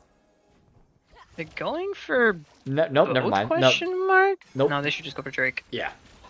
That was a weird pathing process that they just had to that. But it's okay. Galio is going to go ahead and interrupt that. Corki is going to go ahead and flash automatically. Corki's fucking Asuma Oh my god, with a perfect played. follow-up, runs through the terrain, gets the impale, and there goes Kez, there goes Exile. They don't even need the Drake, they don't need the Baron, they don't need nothing. With supers coming in droves in all 3 lanes, I think this is going to be the final push here. All 5 members are up on the side of TSG. Spider-Man, Cujo, Sniper, are you guys going to be the 3 members to stop this? I don't think so, as very quickly Cujo is taken out. We have the Haymaker that does take out 1 member, takes out 2 members. Moosey holding on with a sliver. There goes the tier 1 and the tier 2 falling respectively around that Nexus, and all the focus is on there. And Spider-Man, he doesn't have anything left in the tank to hold them off. And TSG will take a 4-0 lead to hold that number 1 spot in Scuttle Division. A great effort, though, by Silversong, just trying to go ahead and hold it off. But damn, TSG, you guys showed up, showed out, and performed extremely well tonight. Congratulations. I had to take a quick look. That is probably the single highest gold amount that one ability has ever gotten in the history of League of Legends. That set started with 1367 gold. After that W connected, set now has 3,600 gold. Dear because God. he used 1 W to kill both Varus and Ari and get both of their 700 gold shutdowns. So that's kind of insane. He got like he got more than the 2,200 or 2,100 gold off of 1 ability. So that's that champ is broken. But imagine if you got the pentakill off that. Like that, the game would still be going. I would have a heart attack. I'm glad he didn't. That was okay.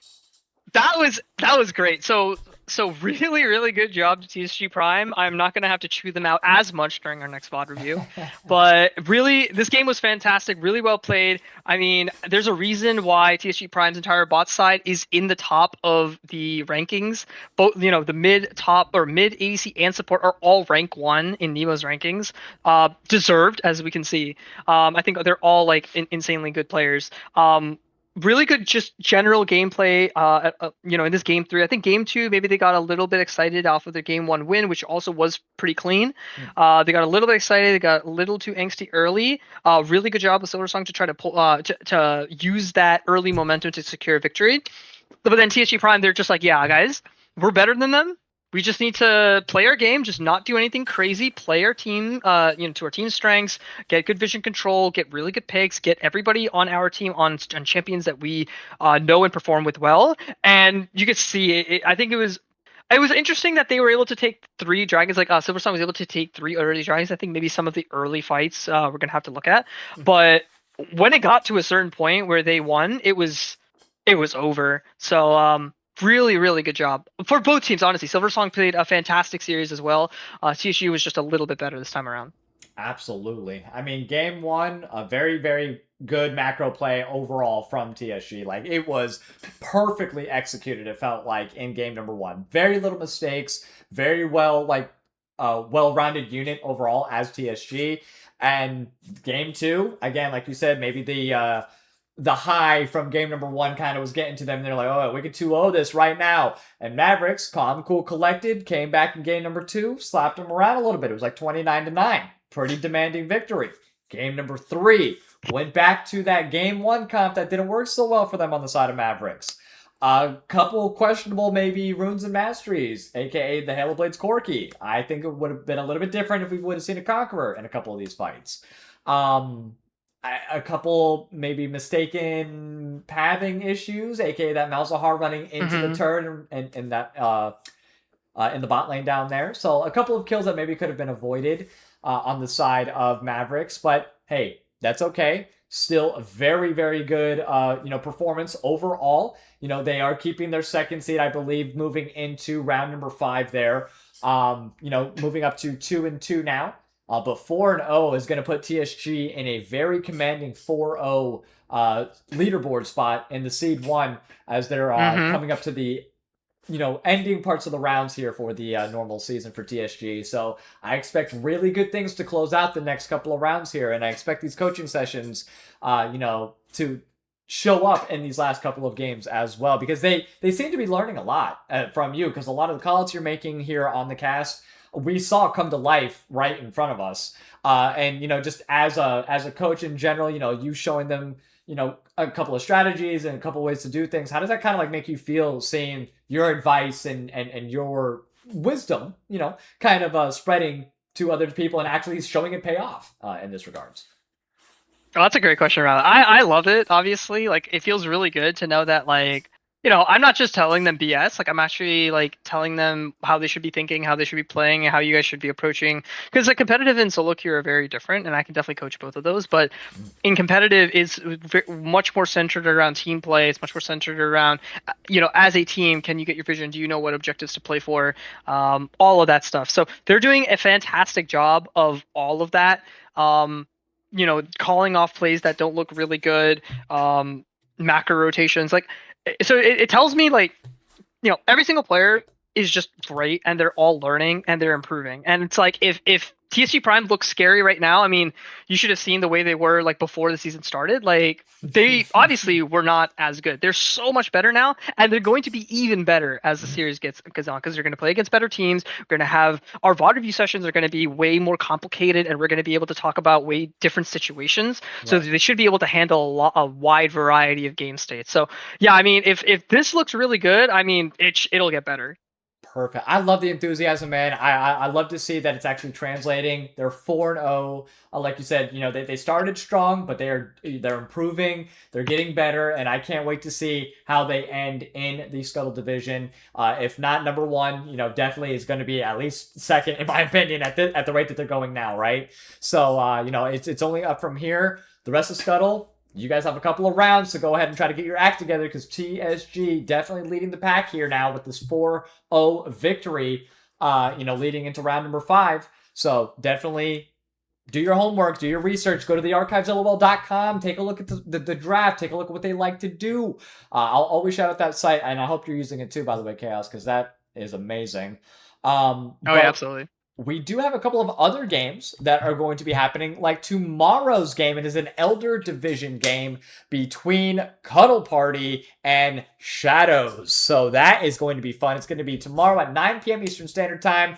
Not sure who the casters are, the production crew just yet, but that is going to be happening tomorrow. Again, 9 p.m. Eastern Standard Time, Shadows and Cuddle Party, the Elder Division matchup.